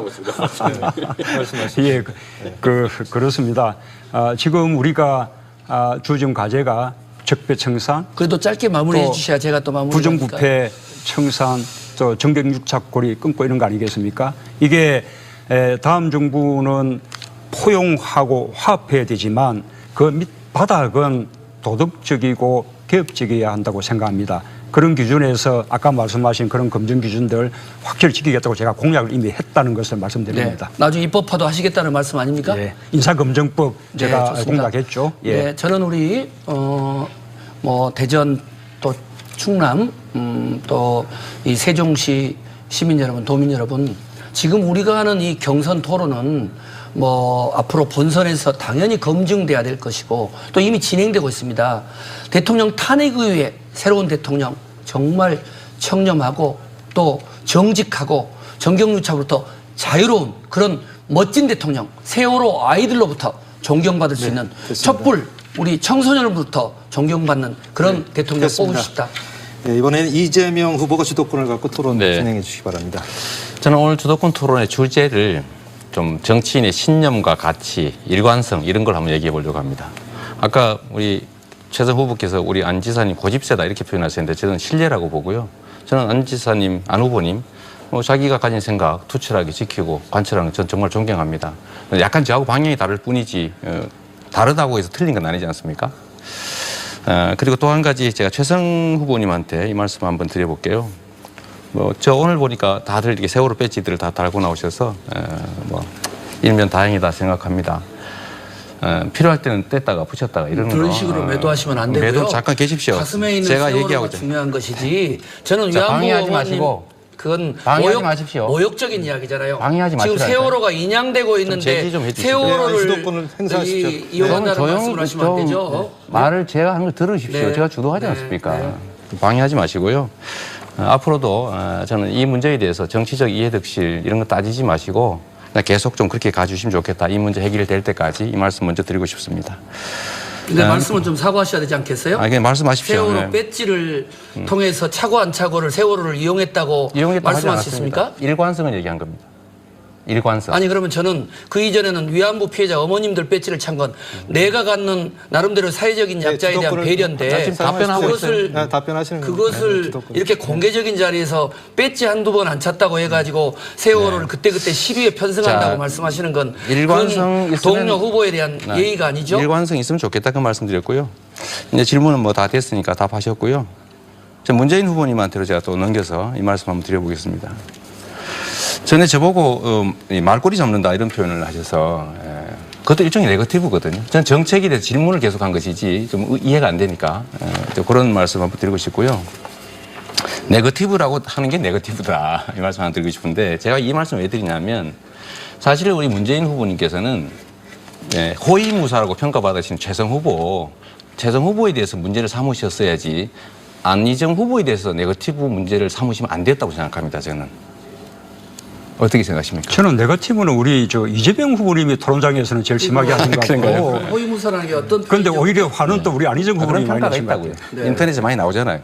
인터넷에 나온 것들을 그렇게 무책임하게 네거티브 공세를 합니까? 네. 어쨌든 항상 언론에 나오면 자, 검증과 제가 정확한 팩트를 이야기하시라는 거니? 주도하는 거니까 좀 네? 기다려 보십시오. 근거를 어쨌든, 대보세요. 어쨌든 저는 동료에 대한 애정 어린 충고 좋습니다만은 네거티브라고 하는 건 실제 제가 보기에는 제일 많이 하신 것 같아요. 그런데 두 분이 사이가 좋아서 그러신지 몰라도 지적은 최성 후보한테 하는 게 맞았다는 게 제 의견입니다. 그냥 말씀드리는 거예요. 뭐 의견 말씀할 수 있지 않습니까?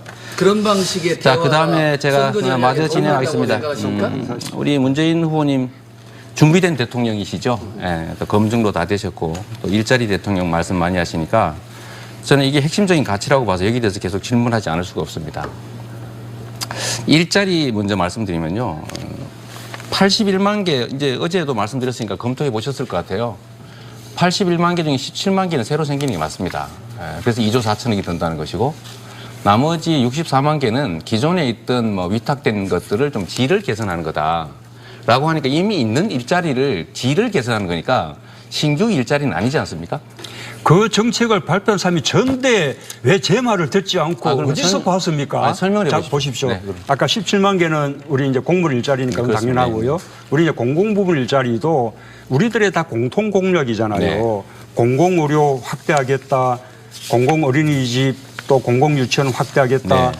뭐 다 이렇게 우리 공공을 다 이렇게 확대하겠다라고 하고 있고 하다못해 치매 전문 아니 그게 병원을 새로 설립하겠다. 생기는 일자리냐 아니면 있는 일자리의 질을 바꾸는 거냐? 아니 그걸 만들면 새로운 일자리가 생기지 그것이 어떻게 바꾸는 일자리가 되겠습니까? 이미 일하고 없는 걸 있는 만드는 건데 이미 일하고 있는 사람이 있습니다. 그것은 예를 들면 네, 알겠습니다. 민간 어린이집을 인수한다거나 할 경우에 전환될 수 있겠죠. 그러나 그러면 그 경우에도 신규의 일자리면 나쁜 예산은 일자리를 어디서 좋은 나옵니까? 일자리고 그 부분을 어떻게 계산하겠습니까?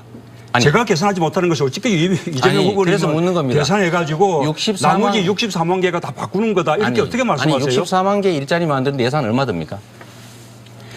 64만 개는 공공 부분 일자리이기 아니, 얼마 때문에 듭니까? 아니요. 정부가 추가로 예산 투입할 일은 없죠. 부족한 부분을 지원하게 되는 것이죠. 얼마 지원합니까? 알 수 없죠. 그냥 재원 계획이 없다는 뜻입니다. 재원 대책은 공무원에서 재원 대책이 필요한 것이죠. 공공 일자리를 만들면 공공 일자리를 돈이 하나도 안 들고 64만 개를 만든다면 그건 신이 하는 일입니다. 저 우리 성남시에서도 저 뭡니까 우리 그 조직하고 인원 국가가 통제하는 네, 거 막 좋습니다. 풀어주면 공공 일자리 많이 만들 수 있는 거 아닙니까? 예산이 듭니다. 늘 아쉽죠. 예산이 듭니다. 아니, 그렇게 필요한 경우에 보조하게 되는 자, 것이죠. 두 번째로 말씀드리겠습니다. 그게 재원 얘기를 드리는 거고요. 아동수당도 아까 보니까 발표를 후보는 안 했는데 자꾸 나갔다 이렇게 말씀하시는데 그 자체가 심각한 문제입니다. 무슨 말씀이냐면 캠프, 참모라고 하는 사람들이 하는 얘기는 본인이 하는 얘기입니다. 책임을 져야 합니다. 우리 정책 참모가 우리 정책 담당이 발표를 하면 그건 제가 발표한 것이죠. 이재명 후보님. 네. 보도 자료까지 냈어요. 한번 보십시오. 저 이재명 후보는 아니. 캠프에서 전달했으니까 보도 자료를 이건 뭡니까? 언론이 그냥 추측해서 보도한 것이죠. 추측 아닙니다. 그 캠프에 있는 분이 발표했다니까요. 캠프 국민성장연구소에 속해 있는 분이 토론회에서 말씀하신 것이죠. 그것은 개인견이 아닙니까? 그 문재인 후보님의 입장을 얘기한 겁니다. 그 사람이 왜 개인 얘기를 합니까? 제 입장은 저한테 물으세요. 제가 아니라고 하는데 자꾸 뿌득뿌득 그렇게 하시면 어떡해요? 국민들은 아동수당 첫째 10만 원, 둘째 20만 원, 셋째 30만 원 준다고 알고 있습니다. 그렇게 발표한 적이 없다고 말씀드리는데도 자꾸 그게 문제라는 겁니다. 하하. 캠프가 하는 얘기 다르고 후보가 하는 얘기 다르고 필요하면 바뀌고.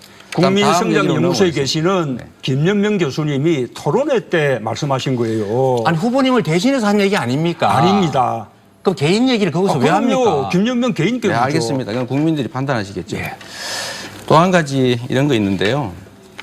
후보님 정책을 발표를 했는데 지금 광주, 전남북 유권자들은 후보님의 정책도 모르고 찍고 말았습니다. 이게 준비된 겁니까? 정책은 제일 많이 발표하지 않았나요? 아니 이건 준비되지 않았다면서요. 아동은 지금 설계 중이라면서요. 하하하.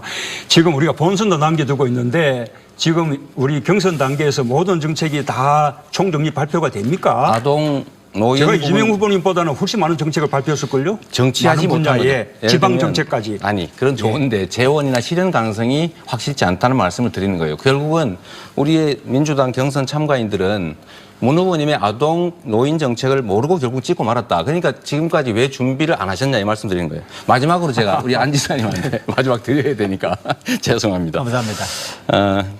일단은 기본소득 얘기로 돌아가서요. 이 질문만 하겠습니다. 농가에 농업 보조를 하는 필요 인정하시죠? 기본소득으로 해주면 되는데 왜 굳이 아까처럼 우회적인 이상한 방법을 동원하십니까? 그냥 기본소득으로 농가에 325만 원씩 지급하겠다는 이재명의 정책 동의하고 받아주시면 딱 좋은데.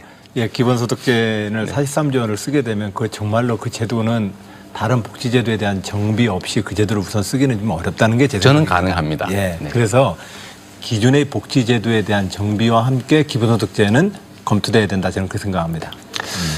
할 수 있습니다. 이 정도를 할 수 있어야 국가 네, 지도자가 시간이 되겠죠. 됐습니다. 이번에는 문재인 후보가 주도권을 갖고 토론 진행해 주시죠. 아까 이제 탈원전 부분에 대해서 원전 지지자도 있더라 이렇게 말씀하셨는데 그럴 수 있겠죠. 네. 예, 그럴 아니, 수 있겠죠. 그냥 그러나 에너지 팀장입니다. 에너지 예, 팀장. 뭐 훨씬 많은 분들은 또 탈원전을 주장하시는 분들이 계시고 그분들에 의해서 제가 제 탈원전 정책이 만들어지고 있는 것이죠. 네. 또 아까 이제 보편적 복지에 대해서 저는 좀 우리 이재명 후보님이 오해하고 계신 것 같아요. 네. 이 보편적 복지라는 것은 가급적 많은 분들에게 복지 혜택을 주되 네. 그러나 복지의 수요에 따라서 더 많은 복지가 필요한 분들에게는 좀 더 많은 복지 그다음에 덜 필요한 분들은 좀 더 적은 복지 네. 이렇게 보편과 이렇게 선별이 적절하게 결합되는 것이 그것이 보편적 복지라고 생각합니다. 그 말씀 드리고 싶고 방금 이제 기본소득 부분에 대해서 네. 아까 어르신들 이야기를 한번 더 돌아가 보면 제 공약에 의하면 그것은 우리 당의 지난 총선 공약이기도 한데 어르신들에게 하위 70% 어르신들에게 평균 12만 원이 더 돌아가는 거예요. 이재명 우리 후보님의 기본소득 보장은 설령 재원 조달이 가능하다 해도 하위 70% 어르신들에게는 월 8만 원밖에 돌아가지 않고 그 대신에 별로 아쉽지 않은 분들에게 또 8만 원을 드리게 되는 셈이죠. 어느 것이 더 효과적이겠습니까? 제가 이 하나 물어보겠습니다. 70%까지 해당되는 어르신은 보조를 받을 필요가 있고 71%는 왜 안 됩니까? 그 경계가 뭡니까? 구덕이 국가 재원이 한계가 있으니 1%는 구덕의 안 선을 됩니까? 걷는 것이죠. 그래서 공평하게 하면 더 낫다는 거 아닙니까? 왜냐하면 70%라고 하는 것도 정치적 판단이고 예산에 대한 철학이 반영된 거 아닙니까? 왜 그런 뜻이다. 보편복지는 안 되고 제가 이 말씀 한번 더 드리겠습니다. 실현 가능성이 없다. 재원 조달에 문제가 있다. 자꾸 말씀하시는데 제가 재원 조달 아니 재원 조달이 된다 해도 효율적이지 않다는 말씀을 드린 것이죠. 예. 그게 바로 보편복지와 선별복지에 관한 민주당과 새누리당의 끊임없는 논쟁이었는데 결국은 그것도 기득권자들의 논리에 가까이 가셨다. 알겠습니다. 예, 그 정도 하고요. 우리 안희정 후보님 우리 대전을 실리콘밸리로 또 뭐 4차 산업혁명 특별시로 발전시켜 나가야 된다. 그거는 뭐 다 공감하실 텐데 박근혜 정부에서 창조경제혁신센터 그 전국 곳곳에 19군데 이렇게 이제 만들지 않았습니까? 우리 안희정 후보님은 박근혜 정부의 창조경제도 개성한다 이렇게 말씀하셨는데 그에 대해서는 어떻게 생각하세요? 어떤 측면에서 좀 물어보시는 건가요? 이 연구 역량, 특히 기초 연구 부분은 미국의 실리콘밸리처럼 한 곳에 집적돼야 효과가 있거든요. 예를 들면 미국의 나사도 본부는 텍사스에 있지만 연구소는 실리콘밸리에 두고 있죠. 그런데 창조경제혁신센터를 해서 기초 연구 역량조차도 막 분산시키지 않았습니까? 창조경제혁신센터 사업이 그게 아니었습니다. 아닙니까? 네. 왜냐하면 거점별로 세계적인 글로벌망을 가지고 있는 마케팅 능력과 연구 역량을 가지고 있는 대기업들과 중소기업들의 상생 모델을 만들어 보자라고 하는 구조입니다. 예를 들면 충청남도 같은 경우는 하나와 중소기업과 농업의 마케팅 진출을 함께 묶는 것인데 그런 측면에서는 부분적으로 긍정성이 있습니다. 그리고 말씀하셨던 것처럼 기초과학 분야를 분산시키거나 그런 취지가 아닙니다. 뿐만 아니라 이 창조 경제라는 것은 아까 그 과학을 경제의 하위 개념으로 종속시킨 것이죠.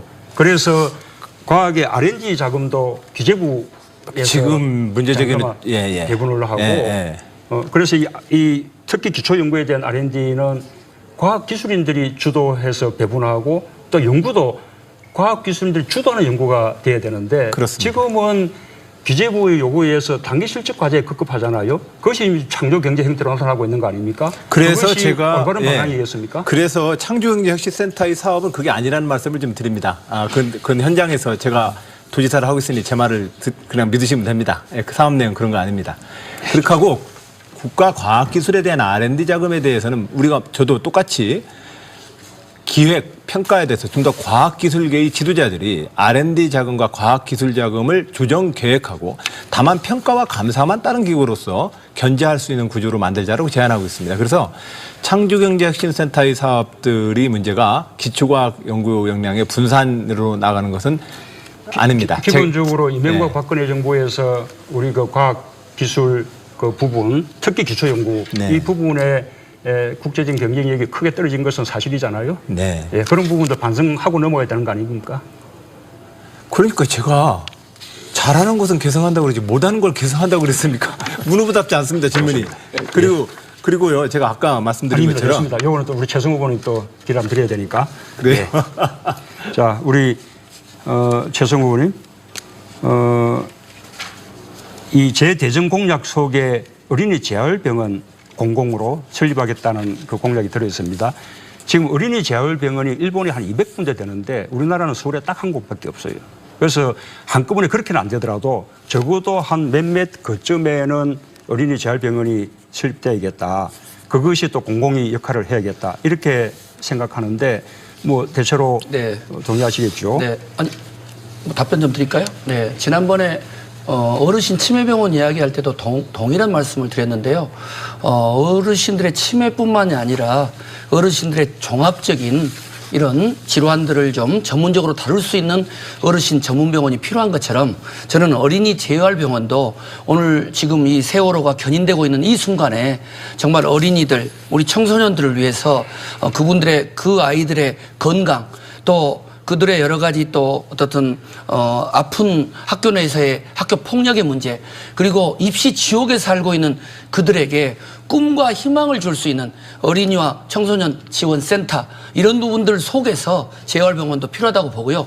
저희들은 그런 점에서 고양시 내에 이미 청소년 재단 등을 통해 가지고 재활병원은 물론이고 정말 이 청년들의 꿈과 희망을 담을 수 있는 그런 센터가 부분을 필요하다고 봅니다. 통해서도 공공 일자리를 많이 늘릴 수 있는 거 아닙니까? 당연하죠. 어르신들이 또 거기에 도와줄 수 있는 거겠죠. 예, 알겠습니다.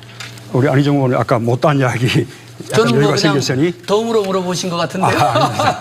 자, 문 후보님 아까 이게 하고 너무 아쉬워하셔서 문 후보님과 우리 저 시청자 모든 국민 여러분께 말씀드립니다. 저희들 이렇게 막 의도적으로 서로 막 폄하하고 헐뜯으면서 경쟁하고 싶은 마음 없습니다. 제가 조금 전에 한미 FTA 문제 말씀드렸던 것은 상황 변화가 특별히 제가 볼 때는 저는 없다고 판단했습니다. 상황 변화가 특별히 없는데 우리가 추진했던 정책을 다음번 정부가 우리가 사실 마무리했던 겁니다. 협상을. 근데 그거 그대로 좀 통과시키려고 했더니 우리는 반대한 꼴이 됐습니다. 저는 바로 그런 측면에서 안희정 의원이 정말 고집이 세신데 네. 정부 간의 그 협상을 타결해도 네. 또 비준 단계에 가면 피해 부분에 대해서 보존 대책이 충분히 수립됐냐, 네. 그다음에 또 전체적인 이익 균형이 맞았냐 이 부분을 또 국회가 따지고 심사하는 것입니다. 문 후보님은 그런 좋은 취지로 뿐만 아니라 재협상을 비준되고 얘기했다고. 난 이후에도 문 후보님은 그런 좋은 다시 불리한 취지로 부분은 재협상을 요구할 수 있는 재협상을 거죠. 얘기하신 거라고 저는 이해할게요. 그러나 저는 그렇게 이해하지 않았습니다. 왜냐하면 그 당시에 이미 상황 특별한 변동이 없었음에도 불구하고 서로 정파적으로 정책을 뒤집는다라는 느낌으로 저는 불신을 해왔다는 말씀을 드립니다. 그게 아니라면 이 시간 이후로 제가 아니 그때 제가 대표가 아니었는데 그때 당시에 네. 당 지도부가 그런 입장이었어요. 네, 시간이 다 됐습니다. 네, 후보의 말씀 잘 들었습니다. 이제 뭐 예정된 시간이 거의 다 된 것 같습니다. 그래서 마지막으로 30초씩 지역 유권자들에게 이야기할 수 있는 마무리 시간 드리겠습니다. 그럼 먼저 문재인 후보부터 마무리 발언해 주시기 바랍니다. 예, 우리 안희정 또 이재명, 최성 그리고 저 문재인 우리는 한 팀입니다. 사상 최강의 팀입니다. 반드시 하나가 돼서 정권 교체, 적폐청산 확실히 해내겠습니다. 우리끼리 경쟁은 곧 끝납니다. 그러니 서로 상처는 주지 말자 그런 당부 말씀을 드립니다.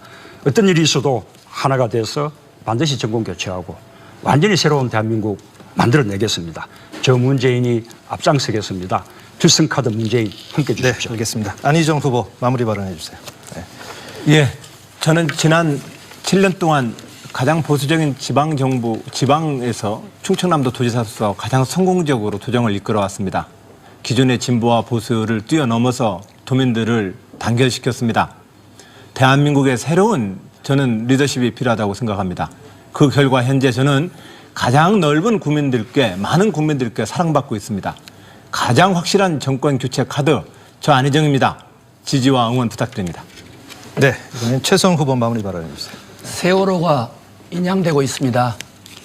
대통령이 탄핵됐습니다. 세월호 참사로 저 세상으로 떠난 우리 아이들에게 부끄럽지 않는 청렴한 대통령, 정직한 대통령, 그리고 정말 공정한 대한민국을 만들 수 있는 그런 대통령 뽑아주십시오. 이명박, 박근혜 대통령은 지지율 높지 않았습니까?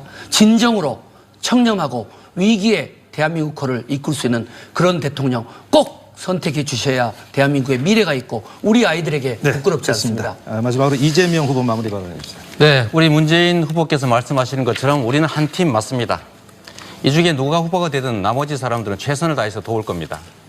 그래서 이 중에 가장 실력 있는 사람을 뽑아야 합니다. 그냥 말이 아니라 진짜 실적으로 증명된 능력 있는 사람. 세력이 없는 건 문제가 아닙니다. 세력은 곧 우리 전체 민주당이 곧 세력이기 때문에 그 세력을 대표할 세력이 많은 사람이 아니라 능력 있는 사람을 뽑아주십시오. 저는 실천해 왔습니다. 말하면 지켰습니다. 말 바꾸지 않습니다. 행동으로 신정과 원칙을 지켜왔습니다. 됐습니다. 개혁 대통령 되겠습니다. 네. 오늘 네 분의 후보 오늘 토론 감사합니다. 시청자 여러분 오늘 토론 어떻게 보셨습니까? 이번 대선을 통해서 더 나은 대한민국이 되길 기대하는 건 누구나 다 마찬가지일 겁니다. 그래서 유권자 여러분들의 관심과 참여가 어느 때보다도 중요합니다. 2017 대선 더불어민주당 후보자 경선 토론 여기서 마치겠습니다. 시청해 주신 여러분 고맙습니다. 안녕히 계십시오.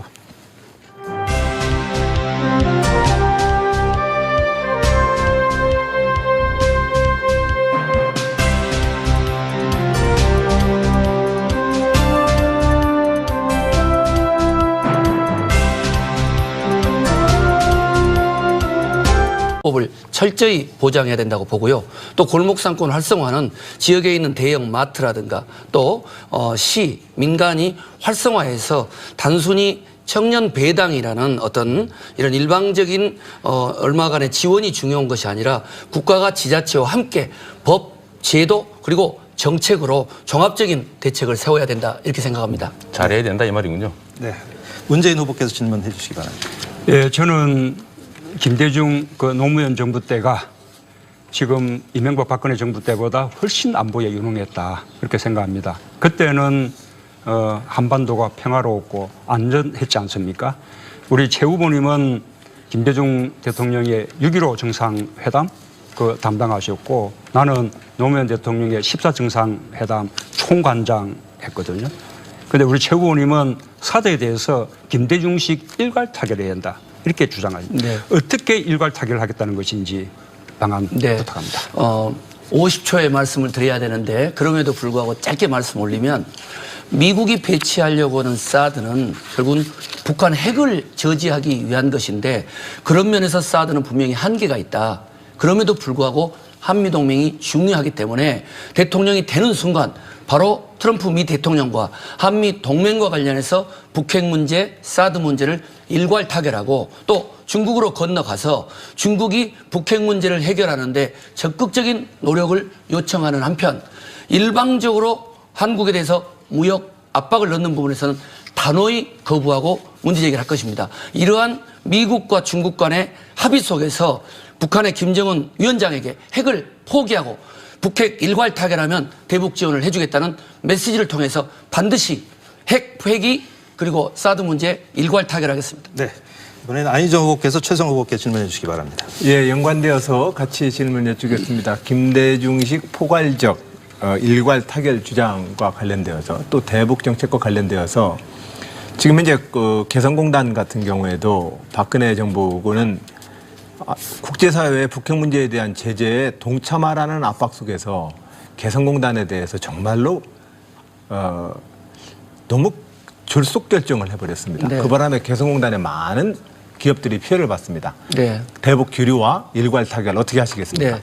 우선 개성공단 폐쇄 결정을 포함해서 대단히 중요한 한미관계, 남북관계 주요 결정에 이번에 새 정부가 출범하면 막후에 보이지 않는 비선 실세, 최순실 이후의 판단이 있었는가에 대해서는 국정조사를 통해서 그 진상을 규명해야 된다고 보고요. 개성공단 폐쇄 결정은 박근혜 정부의 최악의 결정입니다.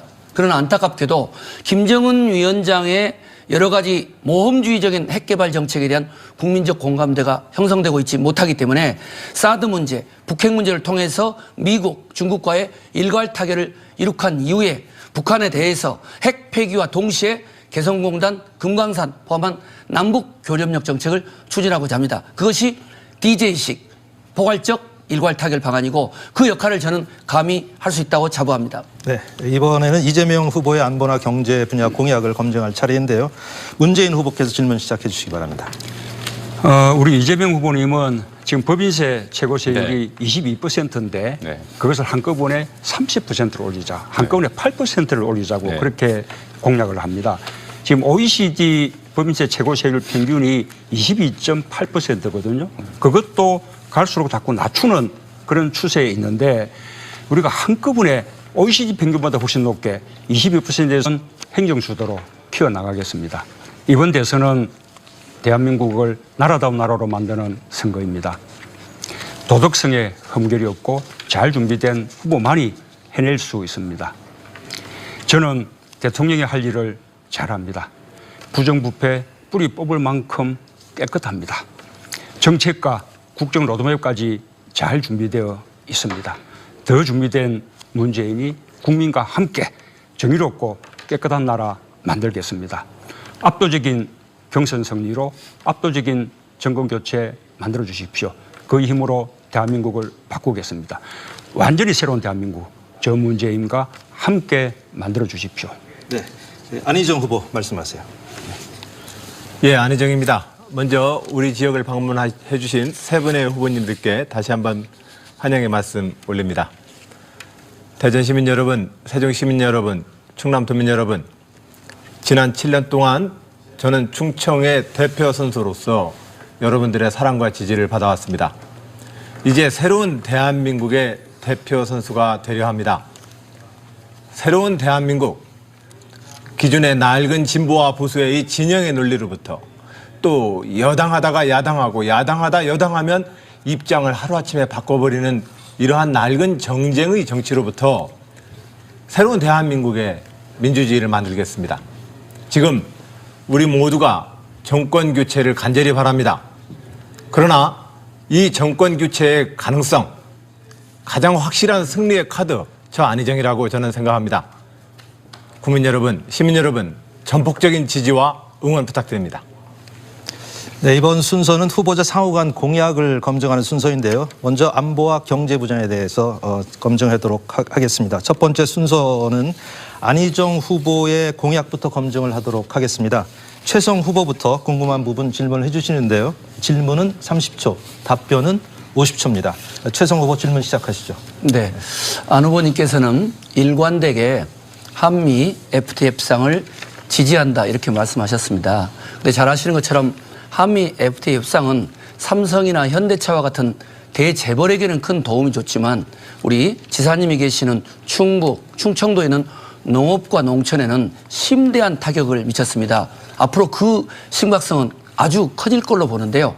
이런 상황에서 트럼프 미 대통령이 한미 FTA 협상을 요청해 올 때 충청도의 농업 발전, 대한민국의 발전을 위해서 어떤 입장을 가지실 겁니까? 예, 잘 알고 있는 주제입니다. 한미 FTA는 사실상은 한미 FTA 체결 이후 우리는 미국의 재협상을 요구하리만큼 성공적인 협상을 이루었습니다. 국가적으로 볼 때는. 그러나 이 FTA를 통한 개방 통상 전략이 국내의 다른 산업, 농업 분야나 여타의 산업 분야에 또 피해를 주고 있습니다.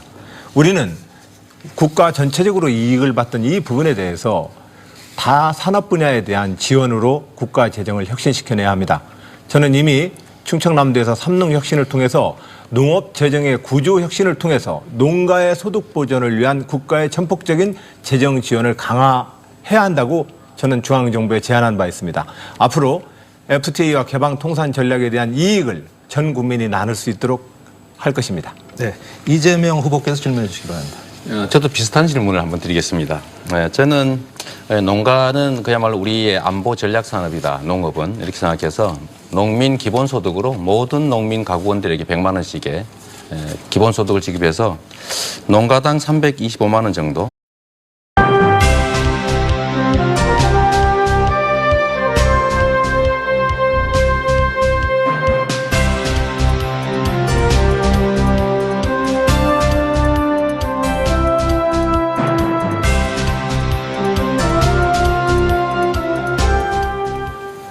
여러분 안녕하십니까. 2017 대선 더불어민주당 후보자 경선 토론 사회를 맡은 송인남입니다. 19대 대통령 선거가 40여일 앞으로 다가왔습니다. 오늘 이 자리에 더불어민주당 경선 후보 4분을 모셨는데요. 지금부터 100분 동안 진행되는 토론을 지켜보시고 누가 대선 후보로 적합한지 판단하는 데 도움이 되길 기대해 보겠습니다. 오늘 토론은 대전과 세종 그리고 충남 지역의 TV로 100분 동안 생방송되고 페이스북을 통해서도 실시간 시청하실 수가 있습니다. 토론 진행 순서에 대해서 잠시 말씀을 드리도록 하겠습니다. 후보자 상호 공약 검증과 공통 질문 그리고 자유토론과 주도권 토론 이런 순서대로 진행이 될 예정입니다. 진행 방식은 그때그때마다 설명해 드리도록 하겠습니다. 좌석과 발언 순서는 사전 협의를 통해서 정해졌음을 미리 알려드립니다. 첫 순서는 출마의 변입니다. 내가 왜 후보가 되어야 하는지에 대해서 말씀해 주시기 바랍니다. 시간은 1분씩 드리겠고요. 순서에 따라서 먼저 최성 후보부터 시작해 주시기 바랍니다. 안녕하십니까. 김대중 정부 청와대 행정관과 17대 국회의원을 거쳐서 지금은 재선 고양시장인 최성입니다. 세월호가 인양되고 있고 대통령이 탄핵된 지금 비상적으로 치루어지는 조기 대선에서의 차기 대통령은 정말 청렴하고 도덕적이고 정직한 대통령이 되어야 됩니다. 세월호의 아이들에게 그리고 촛불광장에 나온 청소년들에게 부끄럽지 않는 그런 대통령이 되어야 됩니다.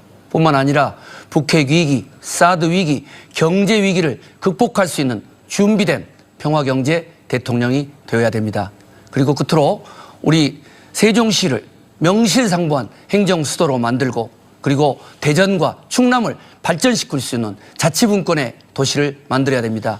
청와대, 국회, 시장으로서 청렴하고 풍부한 국정 경험을 가진 저 최성희 앞장서겠습니다. 네, 다음은 이재명 후보 말씀해 주세요. 네, 대전 세종시민 그리고 충남도민 여러분, 이재명 인사드립니다. 우리가 원하는 세상은 어떤 것입니까? 소수가 특권과 반칙을 통해서 많은 사람들의 노력의 성과물을 다 빼앗아가는 그런 비정상적인 나라가 아니라 모두가 기여한 만큼의 공정한 몫을 나누는 공정한 나라 우리가 원하지 않습니까? 누구나 이런 세상 만들겠다고는 합니다. 그러나 정권이 바뀐다고 해서 우리의 삶이 바뀐 기억은 별로 없습니다. 이제 진짜 우리의 삶을 바꿔야 합니다. 공정한 나라, 공평한 기회가 부여되는 깨끗한 나라, 저 이재명이 만들겠습니다. 이재명은 평생 공정한 나라를 만들기 위해서 치열하게 살아왔습니다. 판검사를 벌이고 인권 변호사로 또 성남시장으로 저 개인적 희생을 치르면서 치열하게 공정한 나라 만들기 위해서 억울한 사람 없는 사람 만들기 위해서 노력했습니다. 공약 이행률 96%. 저는 말하면 지켰습니다. 공직자에게 약속을 지키는 것만큼 중요한 건 없습니다. 제가 한 약속도 지키겠습니다. 함께 잘 사는 개혁 대통령 이재명이 하겠습니다. 네, 다음은 문재인 후보 차례입니다. 저는 지방을 살리는 대통령이 되겠습니다. 대전은 4차 산업혁명 특별시, 충남은 황해권 시대 경제문화 중심지, 그리고 세종에서 8%로 올린다면 세수는 정대되겠지만 우리 기업들이 감당할 수 있을 것인가? 우리 경제를 어떻게 감당할 수 있을 것인가? 예, 묻고 싶습니다. 일단 OECD라고 하는 게 주요국을 비교하면 25%가 넘습니다. 그중에 무슨 조그만 소국들 그런데 비교하면 안 되실 것 같고요. 저는 법인세를 전면적으로 올리자는 게 아니라 지금 지나치게 30대 재벌들이 770조나 유보금을 쌓고 계속 늘어가고 있으니 이 500억 이상의 영업이익을 내는 소수의 초대기업들만 8% 정도를 증세하면 15조 원 정도를 만들 수가 있습니다. 재벌 대기업들도 투자할 데가 없어가지고 쌓이다 보니까 결국 자기들도 구매처가 없어가지고 결국 산업이 내수가 침체되지 않습니까? 저는 이게 경제가 사는 길이라고 보는 거죠. 루즈벨트 존경하시잖아요. 루즈벨트가 했던 제일 큰 일이 독점 대기업에게 증세를 내서 복지와 일자리를 늘린 겁니다. 그러니까 지금 우리나라도 큰 대기업들의 지나친 과점이 문제이기 때문에 거기에 증세를 해야 우리 경제가 산다 이 말씀 드리는 거죠. 네, 이번엔 안희정 후보께서 이재명 후보께 질문 시작해 주시기 바랍니다. 예, 이재명 후보님의 기본소득제에 대해서 또 네. 그러한 4차 산업혁명기의 그런 일자리 고갈에 대한 미래에 대한 대비책으로서 저는 일단은 네. 열린 마음으로 그 기본소득세 제안을 받아들입니다. 네. 다만 43조 원을 들여서 그 예산이면 연봉 4,300만 원을 받는 일자리 100만 개를 만들 수 있다는 주장도 있습니다. 그런 점에서 지금 시기상조 아니냐 이런 문제 지적에 대해서는 어떻게 생각하십니까? 모든 정책에는 그 결정권자의 철학이 들어갑니다. 어차피 국가 예산은 쓰여집니다. 15조 원의 국토부 예산은 그야말로 기본소득 자체를 목적으로 하니까 증세라고 보기 어렵죠. 다 받아서 100% 돌려주니까. 국가 예산 400조 중에서 28조 원을 기본소득으로 쓸 것이냐 아니면 다른 용도로 쓸 거냐는 결국 정책 결정권자의 권한, 철학이 문제 아닙니까? 그런데 지금 현재 쓰여지는 방식보다는 이 예산들을 좀 조정을 해서 농어민들에게 농업 보조 해주고 장애인 지원해주고 노인들 10만 원씩 더 드리고 100만 원씩 더 드리고 청년, 아동, 학생 더 지원해주면 이게 여러 가지 복합 효과가 있다는 거죠. 그냥 지원해주는 게 아니라 그게 지역화폐로 지급되니까 해당 지역이 삽니다. 지방이 삽니다. 골목이 삽니다. 경제 활성화의 마중물 역할을 하게 되는 거죠. 이런 복합적 효과가 있기 때문에 저는 이게 최우선 순위가 될 수 있다고 생각합니다. 네, 최성 후보께서 질문 시작. 네, 우리 이재명 후보님은 제가 질문할 때마다 언론 자료를 좀 봐라. 나는 네, 그런 적 네. 없다 하시는데 지금 이렇게 이재명 후보님이 언론에 쓰신 또 트위터에 쓰신 내용을 토대로 해서 말씀을 드리면 주한미군 철수도 각오해야 된다. 네. 사드 배치는 절대 반대한다. 이런 이유로 이 대통령이 우리 이재명 후보가 되셨을 때 네. 과연 한미동맹 그리고 여러 가지 미국의 무역 보복 또 환율 조작국 네. 제정 이렇게 됐을 경우 과연 이 한반도 안보 상황, 국가 부도 위기, 미국에 대한 압박 어떻게 극복하실 겁니까? 대한민국은 강대국 사이에 끼어 있는 약소국입니다. 이 약소국의 그 외교의 제일 원칙은 자주적 균형 외교, 그것도 국익 중심의 자주적 균형 외교여야 합니다. 특정 강대국에 우리가 종속적으로 태도를 취하게 되면 상대 강대국에게 제재를 당하게 돼 있습니다. 균형을 잘 잡아야 되는 거죠. 미국이 부당한 요구를 한다면 우리 문재인 후보님 말씀하시는 것처럼 노 할 수 있어야 합니다. 나중에 바꾸시는지 모르겠는데 노라고 하지 않고 강대국이 요구한다고 다 받아들이면 여기 뺏기고 저기 뺏기고 여기 눌리고 저기 눌리고 해서 이 국가가 살아남을 수가 없습니다. 그렇기 때문에 이 사드는 명확하게 제 입장에서는 안보에 도움이 안 되고 미국의 군사적 이익만을 위해서 대한민국이 희생되는 것이기 때문에 반대해야 되고 주한미군 주둔비를 전 세계에서 대한민국이 제일 많이 내고 있는데 일본은 50%, 한국은 77% 아닙니까? 그리고 우리나라 전체로 3조 5천억 가량의 농민소득을 지급하려고 합니다. 우리 안 지사님께서도 농가 직접 보조근무 제도를 검토하신 것으로 아는데 이게 지금 FTA 협정이 WTO 약정이냐면 직불금 2조 3천억으로 한정돼 있어서 지원할 방법이 없는데 지금 어떻게 지원하려고 합니까? 기본소득 말고. 예, 지금 현재 그 WTO에서 제한하고 있는 그 제한 액수는 각 정부의 재정이 농산물의 가격 보전 금액에 대해서는 그런 제한이 있습니다. 그러나 유럽이나 미국이나 일본에서 하는 것처럼 농산업의 자연 생태나 자원적 가치를 위한 공익적 직불에 대해서는 국제적으로 그건 다 통용되고 있습니다. 저는 이미 농업의 기존의 농가 직불금 형태를 가격 보조로부터 농업이 우리 전체에게 주고 있는 생태적인 이익과 가치를 고려해서 경관직불이라거나 생태직불 다양한 형태로 현재의 농가 지원과 농가 소득 보전을 강화해야 된다고 제안하고 있습니다. 네. 네, 그런 점에서 이미 다양한 형태의 지원금 형태로서 농가 소득 보전을 해줄 수 있습니다. 네, 문재인 후보께서 질문해 주시기 바랍니다. 예, 전 국민 안신영제 공약하셨죠. 10년 건속하면 1년간 6억 안식년을 준다는 것인데요. 근데 지금 현실을 보면 우리 노동자들 주어진 휴가조차 지금 제대로 사용하고 있지 못한 실정이지 않습니까? 그래서 너무 현실을 모르는 공약이다 이런 비판이 있고 또 한편으로는 10년 근속할 수 있는 사람이 얼마나 되겠습니까? 우선 뭐 600만 비정규직 또 640만 그 자영업자 다 제외되고 그 대상이 된다면 공무원과 대기업 정도 노동자들 뿐인데 그렇다면 일부 국민만 대상이 시간이 되는 좀 넘었는데? 그림의 떡이 아니냐 예, 예. 그런 비판이 있는데 예, 문 후보님도 국민 안식제에 대해서는 아마 저는 동의하시리라고 생각을 합니다. 왜냐하면 우리 노무현 정부 시절에 주 5일제 할 때도 똑같은 문제제기가 있었습니다. 대기업만 혜택 보는 거 아니냐, 공무원만 혜택 보는 거 아니냐. 그러나 우리 국민에게는 이제 삶과 휴식이 좀 필요합니다. 재충전이 필요합니다. 우리 문 후보님이 지적했던 것처럼 이 국민 안식제가 제도적으로 정착하기 위해선 많은 제도적 토론과 보완이 필요합니다. 그리고 그런 보완에 대해서는 우리가 앞으로도 충분히 제도 보완을 해낼 수 있다는 말씀 올립니다. 예를 들어서 비정규직이나 자영업자에 대해서는 국민 고용보험과 연계되어서 또 내지는 10년의 장기 근속을 못하는 근로자들에게는 그것에 대한 합산 지원을 우리는 해낼 수 있을 거라고 생각합니다.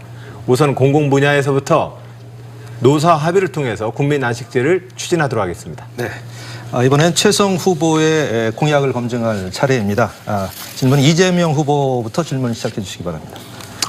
지역경제 활성화라고 하는 건 매우 중요한 과제이고 또 골목상권 또 지방경제 살리기 정말 중요하지 않습니까? 그리고 성남시에서는 청년배당을 지역화폐, 성남상품권으로 줬더니 골목경제가 살아나서 실제로 매출도 늘고 빈가게가 줄어들고 있습니다. 전국적으로 저희가 보면 충남에 1조 8천억, 대전, 충북에 한 1조 3천억, 세종에 2천억 정도의 지역화폐가 풀릴 수 있는데 이러면 지역경제가 살아날 거라고 보거든요. 혹시 우리 최 후보님 이런 지역 경제 살리는 공약이 있으신지? 네, 계속 이야기했던 청년 배당을 통해서 지역 경제 활성화를 도모하는 건 좋은 시도인데 어쨌든 국가 경제를 운영할 때는 골목 상권도 중요하지만 국가 전체의 파이를 키워야 된다. 저희 고양시의 입장도 그렇고 또 제가 후보로 나온 이후의 공약은 골목 상권을 활성화시키기 위해서는 우선 대기업의 골목상권이라든가 중소기업을 이렇게 억압할 수 있는 이런 구조에 대한 중소기업 골목상권 보호